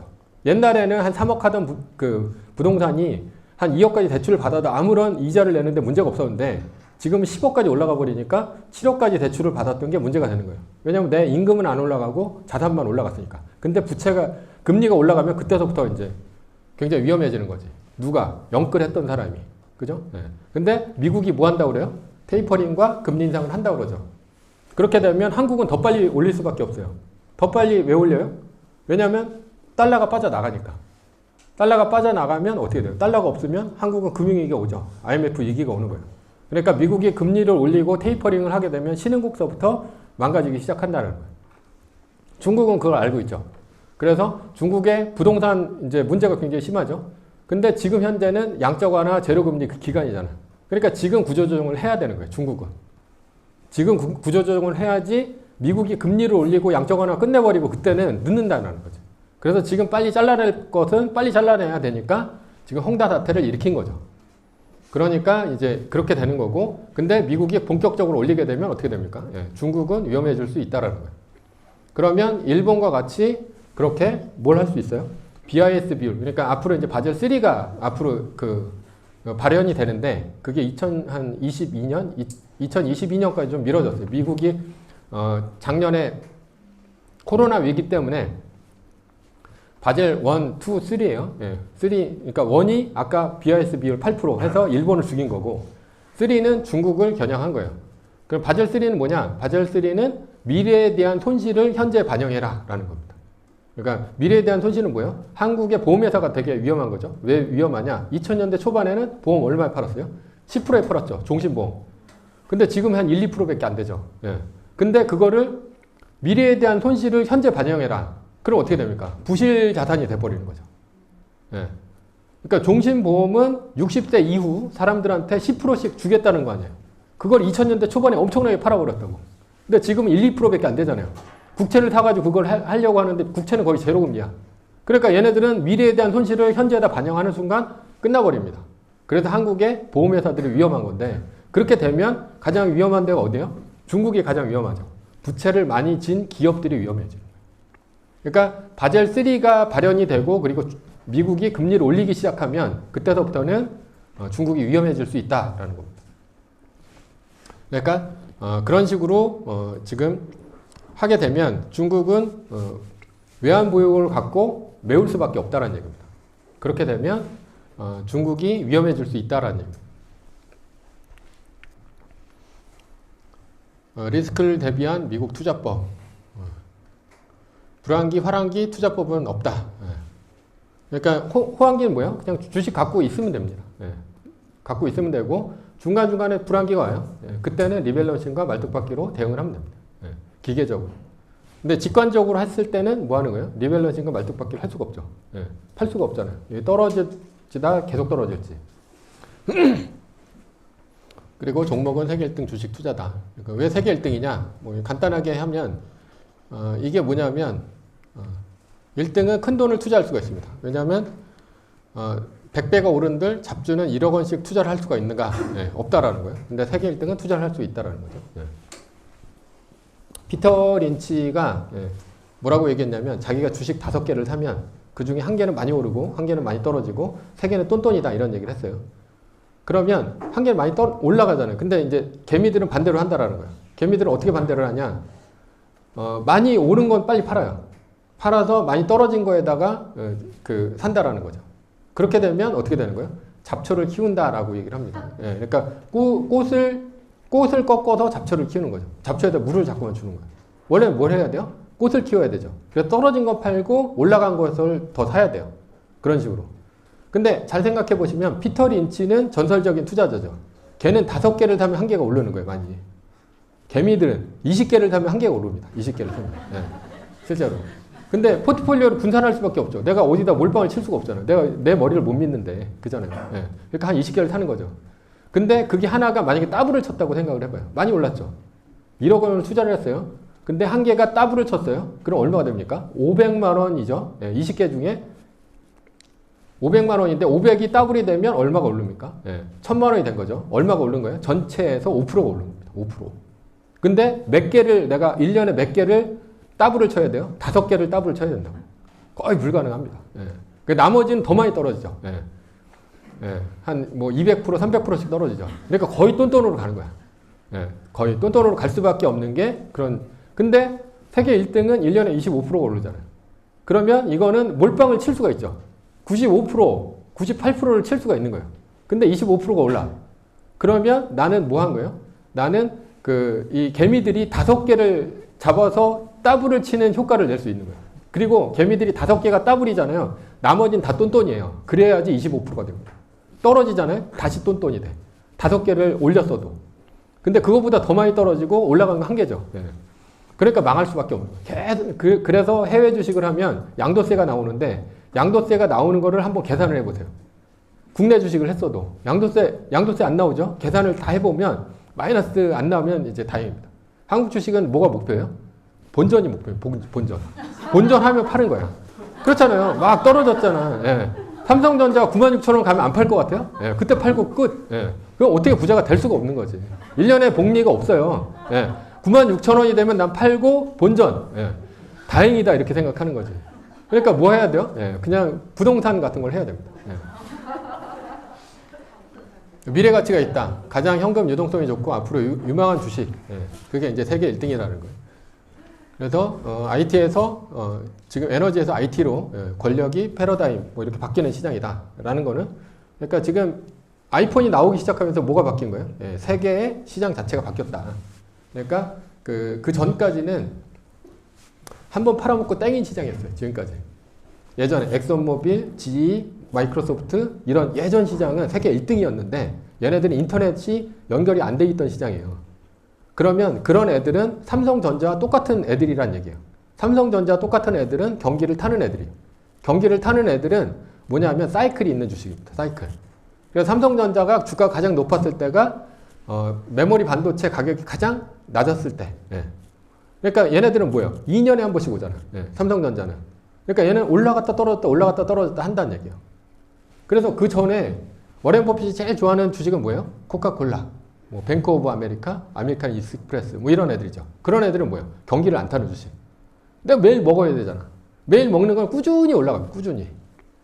근데 그 전에는 IT 주식이 어떤 주식이었냐면 경기를 타는 주식이었어요. 마이크로소프트도 CD 한번 팔아먹고 땡이야. 다음에 컴퓨터를 바꿔야지 또 CD를 팔아먹어.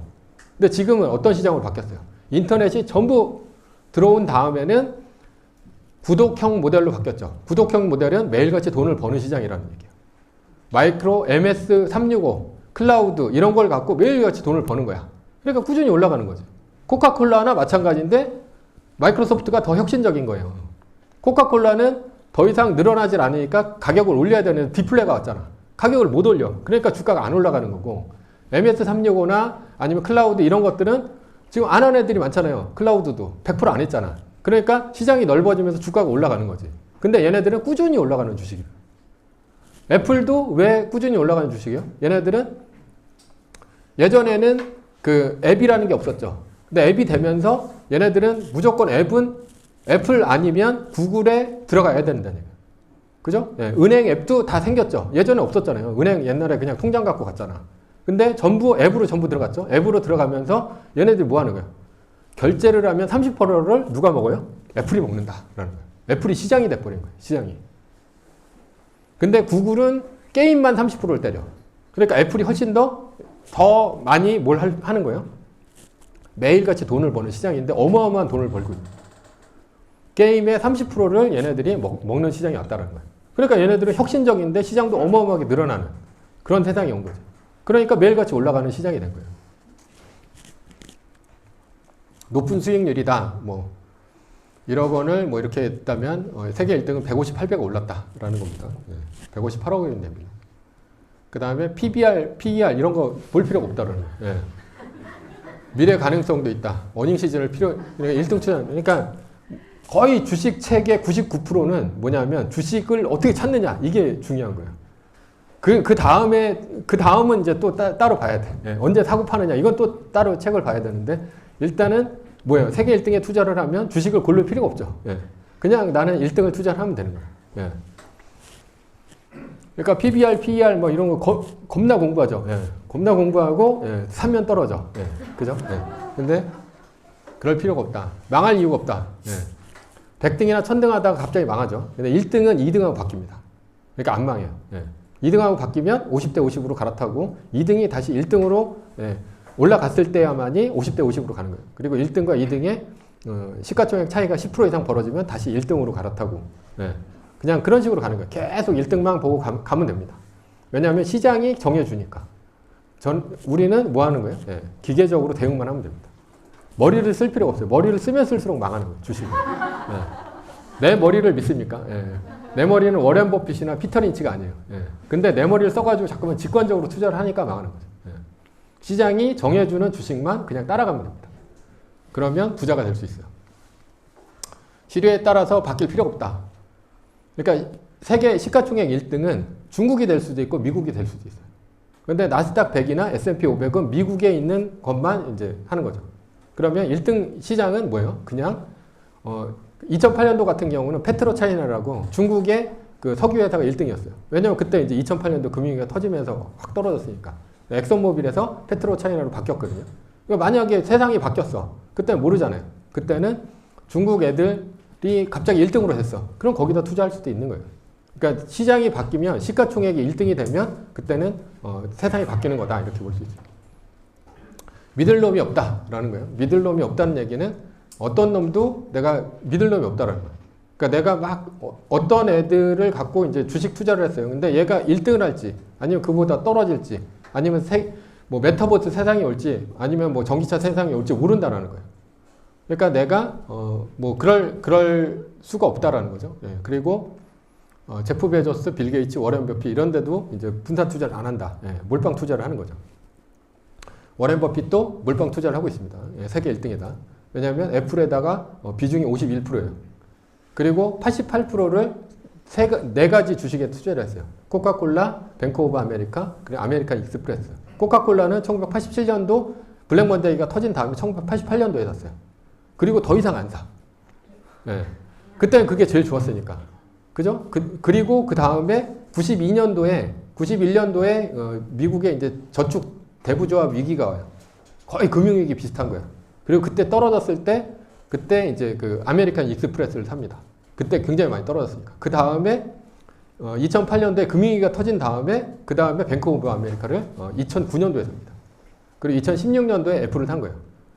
그래가지고 얘는 네 가지 주식만이 그 포트폴리오에 있는데, 그 워렌 버핏이 막 투자를 했다. 그거는 이제 0.1% 막 이 정도 주식들이에요. 근데 사람들은 0.1%에 주목을 하죠.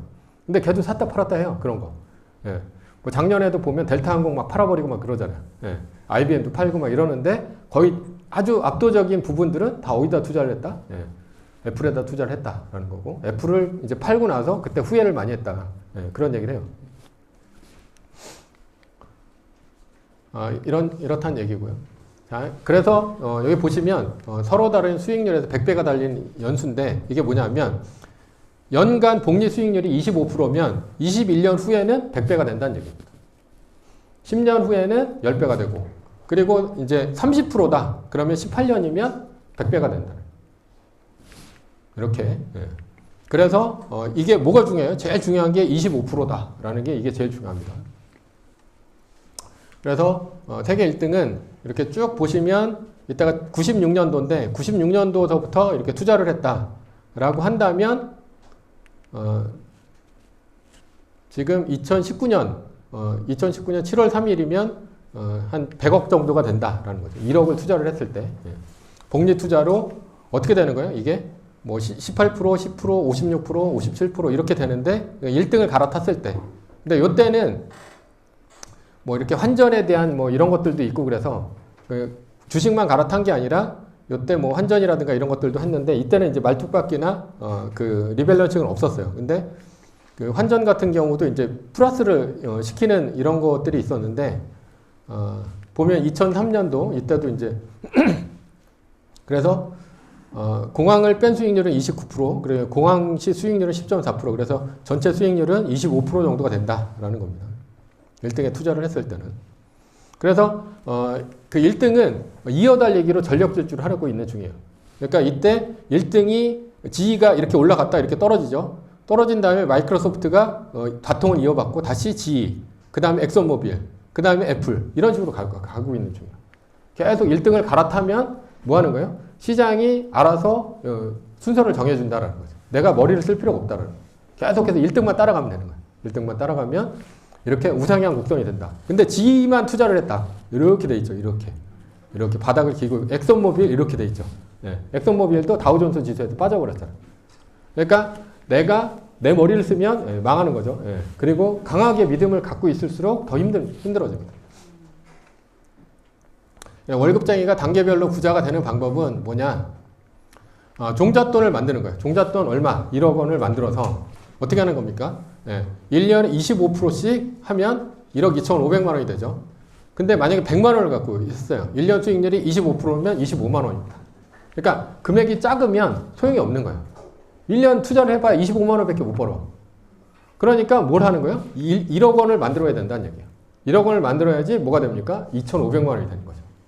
그래서 제일 중요한 건 뭐예요? 종잣돈 1억 원을 먼저 만드는 게 제일 중요합니다. 근데 1억 원을 어떻게 만들어요? 그러니까 뭐 여러 가지 방법이 있는데 전세금을 올린다. 예.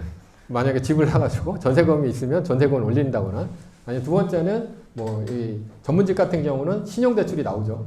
그러면 한 3억 원까지도 나오는데 25% 정도가 나오면 뭐 대출을 뽑아서 라도 해도 이제 그 요즘 같은 저금리에는 괜찮습니다. 예. 그러니까 1억 2,500만 원이 되고 그 다음에 복리는 뭐예요? 1억 2,500만 원에 대해서 다시 25% 이런 식으로 하는 거예요. 그러면 10년이 지나면 어떻게 됩니까? 1억이 10억이 되고 다시 10년이 되면 10억이 100억이 되는 거예요. 그러니까 제일 처음에는 종잣돈 1억 원을 만드는 게 제일 중요하다. 근데 사람들은 주로 뭘 해요? 100만 원 갖고 100배를 불리기를 원하죠. 100배를 불리기 원하기 때문에 절대 25%, 1년에 25%는 눈에도 안 차는 거예요. 내가 로블록스에 투자를 해가지고 하루에도 25% 오르는데. 그러니까 투자를 하는데 어떻게 됩니까? 그러니까 힘들죠. 그러니까 그래서 100만 원을 갖고 100배를 튀겨가지고 1억을 만들려고 하니까 힘든 거예요. 왜냐하면 계속 그걸 맞춰야 되는데 맞출 수가 없다라는 거죠.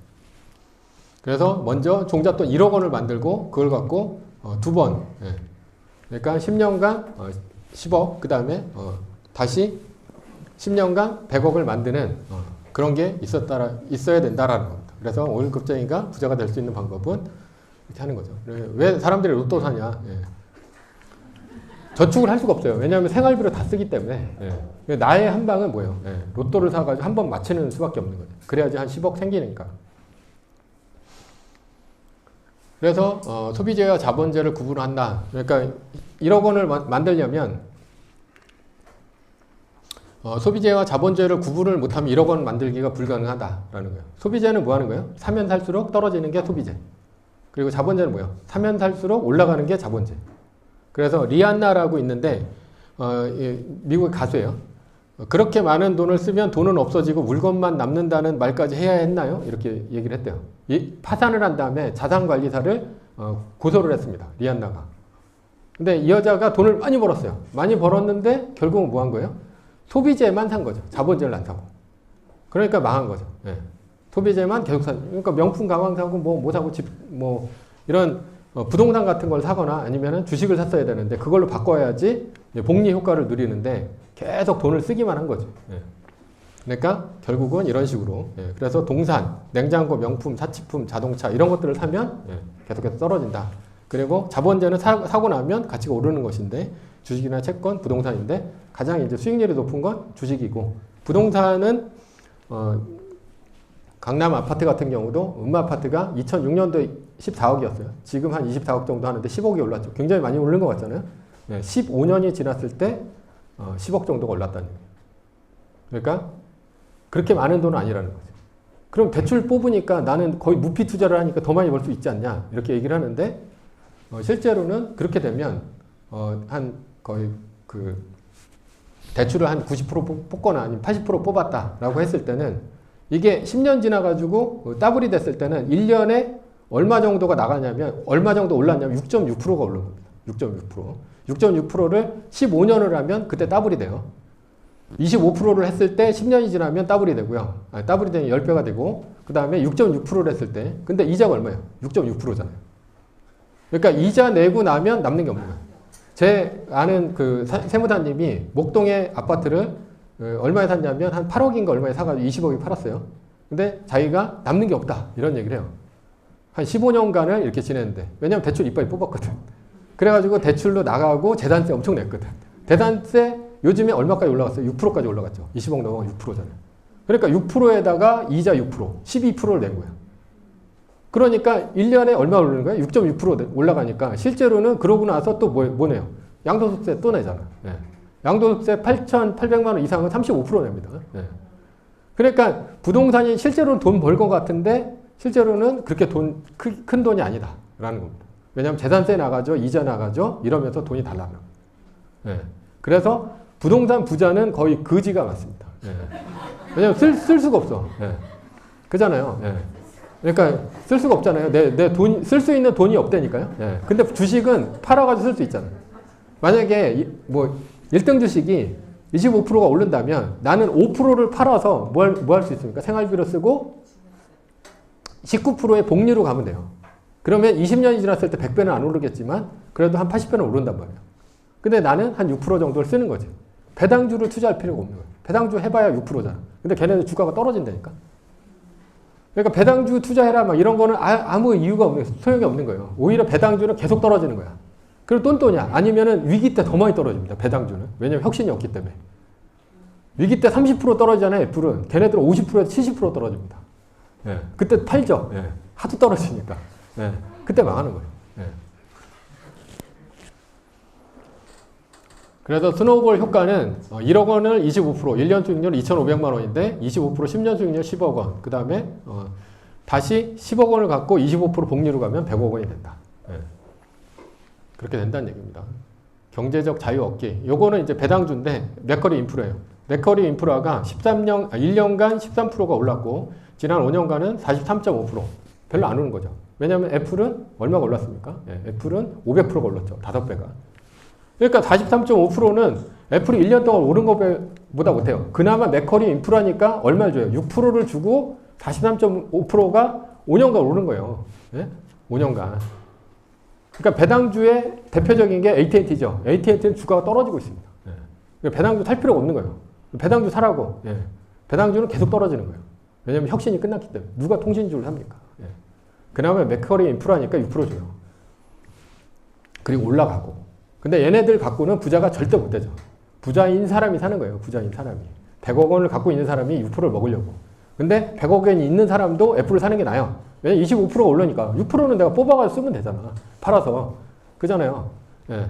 6억 원이 얼마입니까? 아니, 100억 원이 6억 원이잖아요. 6억 원? 예. 그걸 뽑아가지고 생활비로 쓰면 됩니다. 예.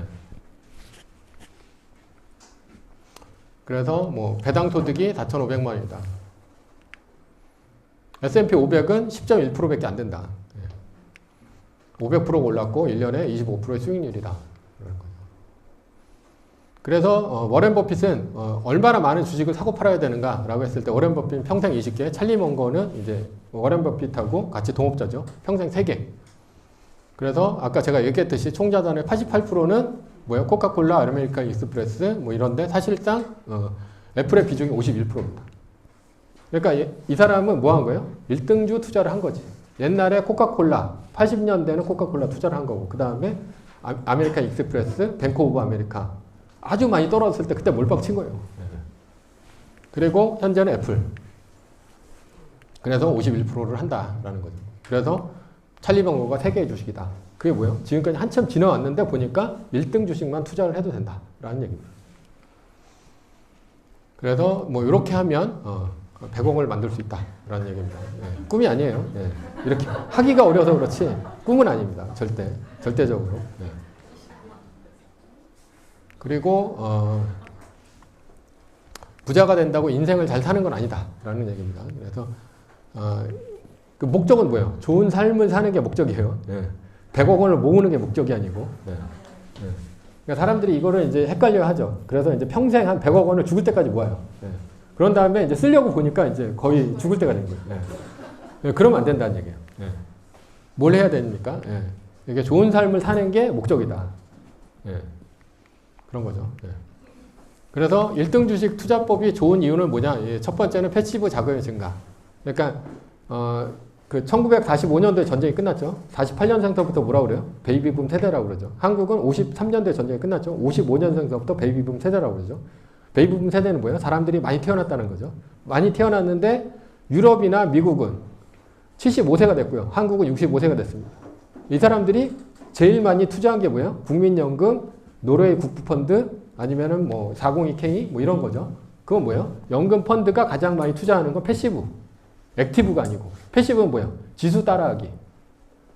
그래서 S&P 500이나 아니면 다우존스나 여기다 투자를 한단 말이에요. 근데 S&P 500이나 다우존스에서 가장 비중이 큰 게 뭐예요? 세계 1등. 비중대로 그냥 들어가는 거예요. 계속.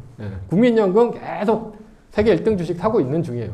패시브에다 투자를 하고 있기 때문에. 그러니까 1등은 계속 늘어나는 거지. 늘어나는 중이라는 얘기예요. 연금 펀드가 계속 규모가 상승하는 거예요. 그러니까 여기는 안전적인 거죠. 안정적으로 계속 올라가고 있는 거예요. 연준 뭐가 있어요? 미국은 주가 떨어지면 연준이 방어해 줍니다. 양적 완화, 제로 금리 하면서 한국은 주가가 막 떨어지고 있는데 금리 막 올리죠. 지금 금리 막 올리잖아요. 주가 더 떨어져라. 그러니까 3천에서 계속 머물고 있는 거예요. 그러니까 한국 주식은 떨어져도 신경을 안 씁니다. 오히려 떨어져야 된다고 생각해. 이 투기꾼들 잡아 죽여야 된다. 뭐 이런 식으로 생각합니다. 안 그렇습니다. 미국은 GDP의 30%를 차지하고 있으나 시가총액은 50%가 넘는다. 그리고 자국 편향, 세계 연금 펀드 투자가 미국 쪽에 많이 몰려 있는 거예요. 왜냐하면 한국에다 투자를 많이 할 수가 없습니다. 국민연금이. 왜냐하면 한국이 2%밖에 안 돼요. 한국에다 다 투자를 해놨어.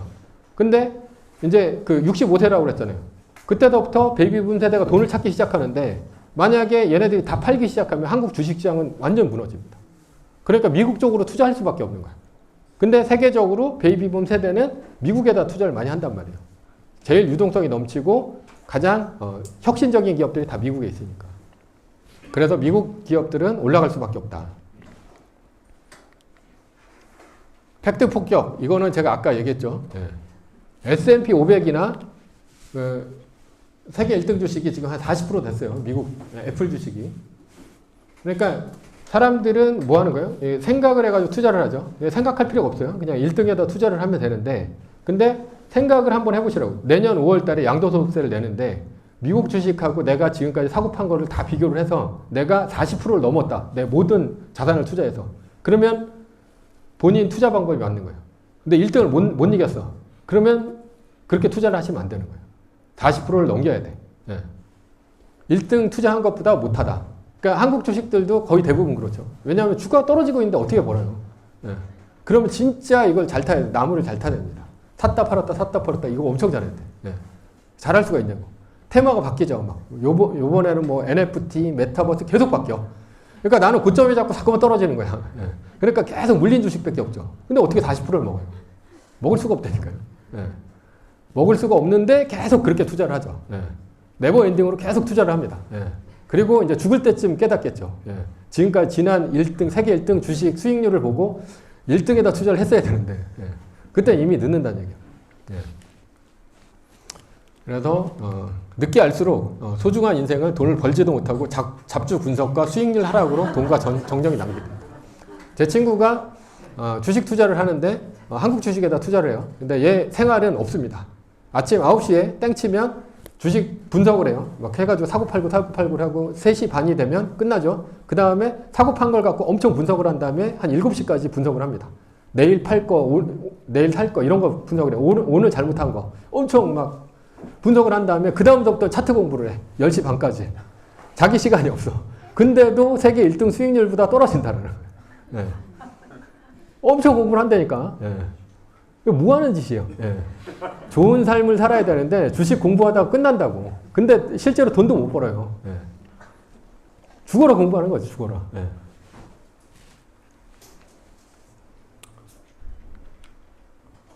미국은 뭐 테이퍼링, 미국의 달러 가치가 높아진다, 금리가 높아진다, 해외에 돈이 미국으로 몰린다. 한국 시장은 어떻게 됩니까? 미국의 금리를 올리기 전에 선제적으로 금리를 올려야 된다. 금리 상승으로 유동성 축소, 한국 증시의 하락. 이게 있다라는 겁니다. 그러니까 미국이 테이퍼링이 좀 있으면 하잖아요. 그러니까 한국 주식 시장은 더 떨어질 수밖에 없다니.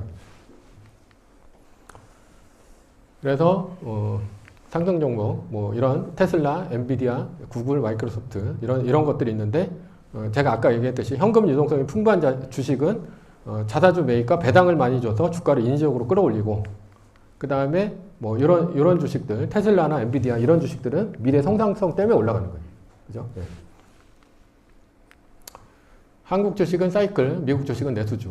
그래서 한국 주식은 경기를 타는 주식이다. 아까 얘기했죠. 삼성전자가 경기를 타기 때문에 얘네들은 뭐 하는 거예요? 완전히 빠졌을 때 사고 올라갔을 때 팔고 이걸 반복을 해야 되는데 2년에 한 번씩 오잖아. 삼성전자는. 2년이나 3년에 한 번씩. 그럼 뭘 생각해야 돼요? 짧은 걸 생각을 해야지. 2년 생각하는 게 아니라. 짧은 것들은 뭐예요? 짧은 것들은 뭐 예를 들어서 뭐 얼마 전까지는 그런 거였어요. 미세먼지. 미세먼지는 3월 달에 오죠. 3월 달에 중국이 공장을 엄청 돌리면서 그 겨울이잖아. 그러니까 막 석탄을 떼고 막 이러면서 미세먼지가 오잖아요. 3월 달에 미세먼지가 오면 공기청정기, 마스크 이런 게 올라가죠. 근데 제일 많이 떨어졌을 때가 10월 달이 제일 많이 떨어집니다. 그거는 뭐예요? 10월 달은 뭐예요? 10월 달은 가을이잖아. 그러니까 이 편세풍이 불 때는 그때 봄이고요.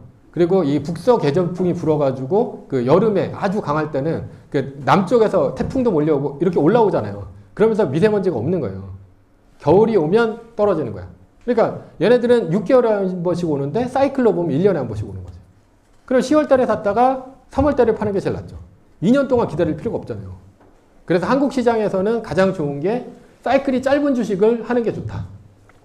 한국도 내수주가 있지 않냐. 뭐 카카오, 네이버. 근데 걔네들은 해외 진출을 못 하잖아. 그러니까 걔네들은 성장의 한계. 카카오는 막 올라가다가 요즘 꺾였죠? 왜 꺾였어요? 골목상권 침해. 그래가지고 정치권에서 막 때리죠.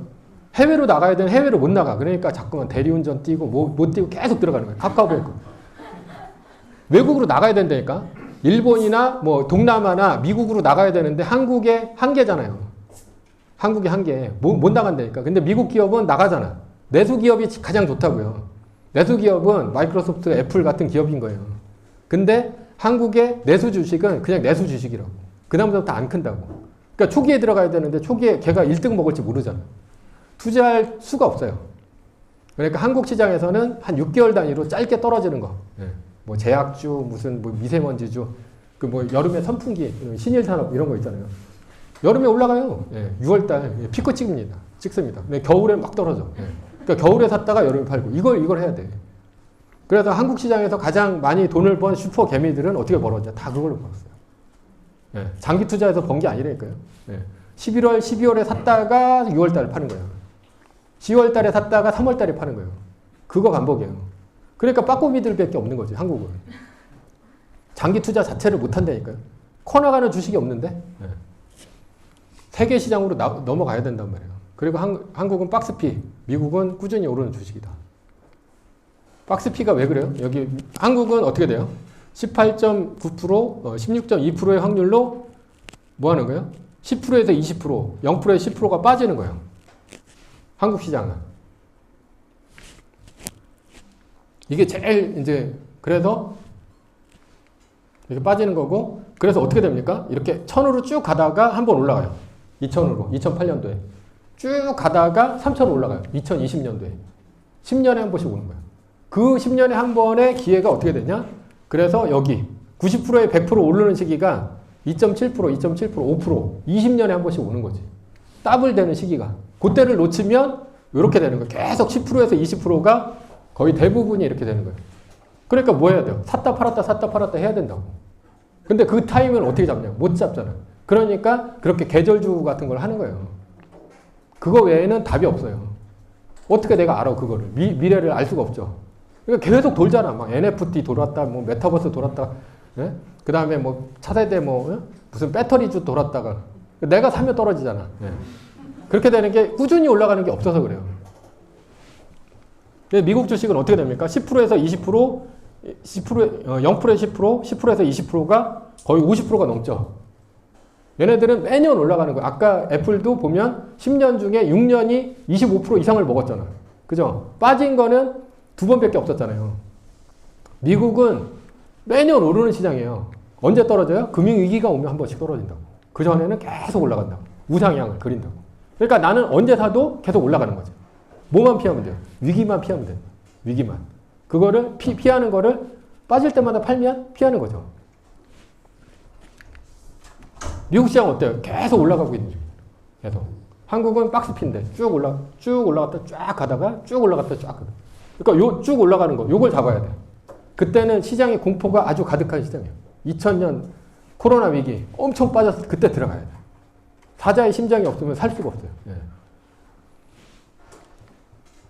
그래서 이거는 이제 아까 제가 스마트폰으로 얘기한 거죠. 플랫폼 주식. 그래서 SNS 이 광고 뭐 이거 제가 얘기한 겁니다. 예. 미국과 중국 이제 디커플링. 디커플링은 앞으로 이제 중국하고 미국하고 이제 떨어질 거예요. 예. 어떻게 떨어지냐?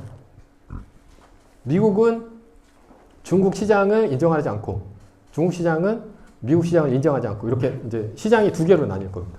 그럼 앞으로 이제 인플레이션이 올 수도 있어요. 왜 그러냐면 중국은 그러니까 미국은 중국에다가 반도체 장비 못 들어가게 하죠. 예. 그리고 어떻게 해요? 피보트 아시아라고 해가지고 이제 중국에 있는 공장을 자꾸만 바깥으로 빼려고 그러죠. 동남아나 아니면 대만이나 한국이나 뭐 이런 식으로 해가지고 쿼드 뭐 만들고 막 그러잖아요. 그게 뭐냐면 중국 공세 전략. 그러니까 중국은 어떻게 해요? 얘네들이 요소수, 그 다음에 뭐 이렇게 마그네슘 이런 게 막 모자르다고 그러죠. 우리가 만들어내는 시장이 있다. 그러니까 우리한테 붙어라 라는 거예요. 그래서 시장이 두 개로 나뉩니다. 근데 중국이 만들어내는 거는 시간이 지나면 다 만들어내는 거예요. 희토류가 희귀한 금속이 아니에요. 희토류는 어디나 다 있는 그 금속인데 이 단위 면적당 굉장히 적어서 희토류예요.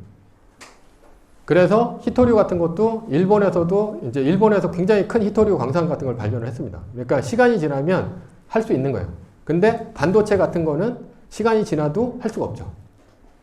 그러니까 중국에 반도체 공장이 못 들어가게 한다는 얘기가 뭐냐면 그런 식으로. 그러니까 중국하고 미국하고 이게 시장이 디커플링이 되는데 중국 시장을 완전히 죽이는 거 아니에요. 중국 애들은 뭐 만들어라 라고 하냐면 니네들은 와르바시 만들어라. 네. 와르바시, 니쿠샤크, 뭐 하여튼 그런 거. 배낭이나 아니면 나무젓가락 같은 거 만들어라. 그러니까 아주 저렴한 노동력을 통해 가지고 그 저물가로 하는 것들을 해라. 대신에 반도체 같은 거 절대 만들지 말아라. 그 얘기입니다. 그래서 얘네들은 뭐 하라는 얘기예요? 세계 노예가 되어라. 네. 그겁니다. 그러니까 반도체 중국 제조 2025 절대 그런 거 못하게 하는 거죠. 그렇게 하는 게.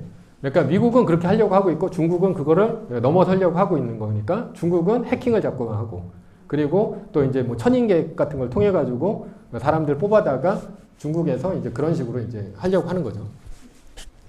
그래서 이제 삼성전자, 하이닉스, TSMC 이런 데가 미국에다 공장을 짓고 있는 게 전쟁이 나면 어떻게 되는 거예요? 반도체를 미국에서 생산을 해야지 이길 수 있으니까. 그래서 반도체가 중요한 거는 그러니까 뭐 이런 금융 공격에 이제 대비해서 뭐 이런 식으로 하는 건데 시간이 거의 한 10분밖에 안 남았네요. 지금 몇 페이지죠? 83페이지인데 한 한 100페이지, 아니, 한 50페이지 정도는 더 남았는데, 중요한 얘기들은 많이 했어요. 예, 중요한 얘기들은 많이 했는데, 그래서, 그러니까 중국 같은 경우는 앞으로도 중국에 투자를 한다라고 했을 때는 좀 힘들어질 수 있습니다. 왜냐하면 중국이 2008년도 금융위기 당시에 2009년도에 그때 그러니까 2008년도에 미국이 이제 거의 망할 뻔했잖아요. 그래서 중국이 기업 부채가 한 300%까지 늘었는데 그때 왜 늘었냐? 그게 미국에다가 미국이 도와달라고 해서 늘은 거예요. 그래가지고 부동산 개발을 엄청 합니다. 그래서 철강 수요나 이런 것들이 엄청나게 많이 필요하게 되고 그래서 얘네들이 내수 그러니까 뭐 서부 대개발 해가지고 도시를 계속 늘리잖아요. 그래서 세계 경기를 끌어올린 거야. 저금리 한 다음에 부채를. 그랬더니만 보니까 중국의 부채만 많이 늘어났네. 예. 그런 거죠. 그래서 중국의 약점만 생긴 거예요. 그러니까 미국이 이제 중국의 약점이 생겼으니까 중국의 약점을 갖고 그렇게 바젤3라든가 아니면 그런 금융 공격할 수 있는 그런 시스템이 된 거죠. 그래서 원래는 중국이 뭐 지준율 인하 아니면 GDP를 올린다 이런 얘기 안 하잖아요. 그런 얘기를 왜 안 해요? GDP를 올린다는 얘기는 부동산 개발을 더 한다는 얘기죠. 헝다를 안 죽인다는 얘기지. 그러면 어떻게 돼요? 부채가 더 많이 늘어나죠. 그러면 중국의 약점은 더 커지는 거예요. 기업 부채가 더 늘어나니까. 그러니까 지금은 뭐 GDP 6% 이런 거 안 맞춘다고 그래요. 그죠? 네. 부동산 헝다 같은 애들 막 죽여버린다고 해요. 왜냐면 그렇게 되면 일자리나 이런 것들이 다 없어지잖아. 근데도 불구하고 그렇게 하는 이유는 중국과 미국이 이제 전쟁을 하기 위해서. 그러니까 이게 첫 번째는 금융전쟁, 그러니까 무역전쟁을 하고, 그 다음에 이제 금융전쟁 같은 걸 하는 거예요. 그래서 중국은 긴축을 하는 거지. 중국이 긴축을 하는데 어떻게 올라가요? 중국 시장이. 중국이 막 빅테크 다 때려잡고 있잖아. 그죠? 예. 뭐, 학원 주식들 다 때려잡고 있고, 예. 막 그렇게 하는 게 긴축을 해야지 미국하고 싸울 수 있거든. 더 부채를 늘리면 미국이 중국의 약점을 파고들 수 있으니까. 그러니까 중국은 지금 미국처럼 그렇게 양적 완화 같은 걸 할 수가 없어요. 미국은 돈을 찍어내가지고 메우면 돼요. 예. 근데 중국은 달러가 없으면 에너지도 못 사오고 철광석도 못 사오고 아무것도 못 사옵니다. 그러니까 얘네들은 그렇게 하는 순간 더 약점이 커지는 거예요. 그러니까 중국 시장에 투자를 하면 얘네들은 계속 긴축이 되니까 더 힘들어진다라는 겁니다. 그래서 중국에 의존적인 한국 경제는 경제가 더 안 좋아진다라는 겁니다. 왜냐하면 중국에다가 수출을 해서 반제품을 미국에다 다시 수출을 하기 때문에 더 안 좋아진다라는 겁니다. 그리고 어디는 좋아져요? 미국은 좋아진다 얘기입니다. 미국은 왜 좋아질까요? 미국은 동맹국들을 만든 다음에 걔네들 물건을 사줘야 되잖아. 그래야지 미국 말을 잘 들을 거 아니에요. 그러니까 한국이나 대만이나 이런 애들이 왜 미국에다 반도체 공장 지어요? 인센티브를 엄청 줬거든. 세금을 20년간 깎아주고 그 다음에 뭐 이렇게 여러 가지 혜택을 줍니다. 그래가지고 미국에도 공장을 지으라고 한 거예요. 그러니까 미국 시장은 더 좋아지는 거지. 왜 좋아져요? 달러를 찍어서 주면 되니까. 그러니까 미국은 뭘 풀고 있는 거예요? 돈을 엄청나게 풀고 있는 거지. 돈을 많이 풀면 경제가 좋아진다니까요. 주식 시장도 올라간다니까. 긴축을 하면 당연히 경제는 꺾어지는 거죠. 그게 중국 시장이 앞으로 미국 시장에 안 되는 이유가 그런 이유라는 거예요. 그러니까 한국 시장도 중국 시장 때문에 같이 안 좋아지는 거고. 그렇기 때문에 중국 시장과 한국 시장은 안 좋아지는 거고 미국 시장은 더 좋아진다. 이렇게 볼 수 있습니다. 그래서 뒤쪽에 좀 있긴 하지만 오늘은 한 5분 남았는데 이만 마치도록 하겠습니다. 뭐 수익 실현은 그러니까 본인이 평소에 하시면 돼요.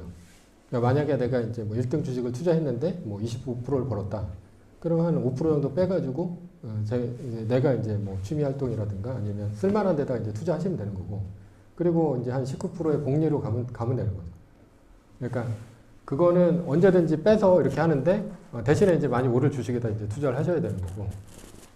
그리고 뭐 내가 이제 생활비를 쓰고도 남을 정도로 일단은 뭐 벌고 있다. 내가 월급으로서. 그러면 계속 주식에다 투자하는 게 낫죠. 그리고 최소한 한 10억 정도만 모아놓으면 그 다음서부터는 경제적 자유는 어느 정도 되니까. 그러니까 1억을 갖고 10년만 지나면 된다니까요. 1억을 갖고 10년만 지나면 10억이 됩니다. 거짓말이 아니고 진짜 10억이 돼요. 그리고 제가 이제 주식을 찍어줬잖아요. 1등 주식을. 1등 주식만 따라가면 되는 거예요. 그러니까 그러면 10년이 지나서 10억이 됐단 말이에요. 예. 그러면 25% 오르면 얼마입니까? 예. 2억 5천이잖아요. 그러면 2억은 다시 또 복리로 늘리고 5천만 원은 내가 쓰는 거죠. 예. 쓰게 되면 경제적 자유가 되잖아요.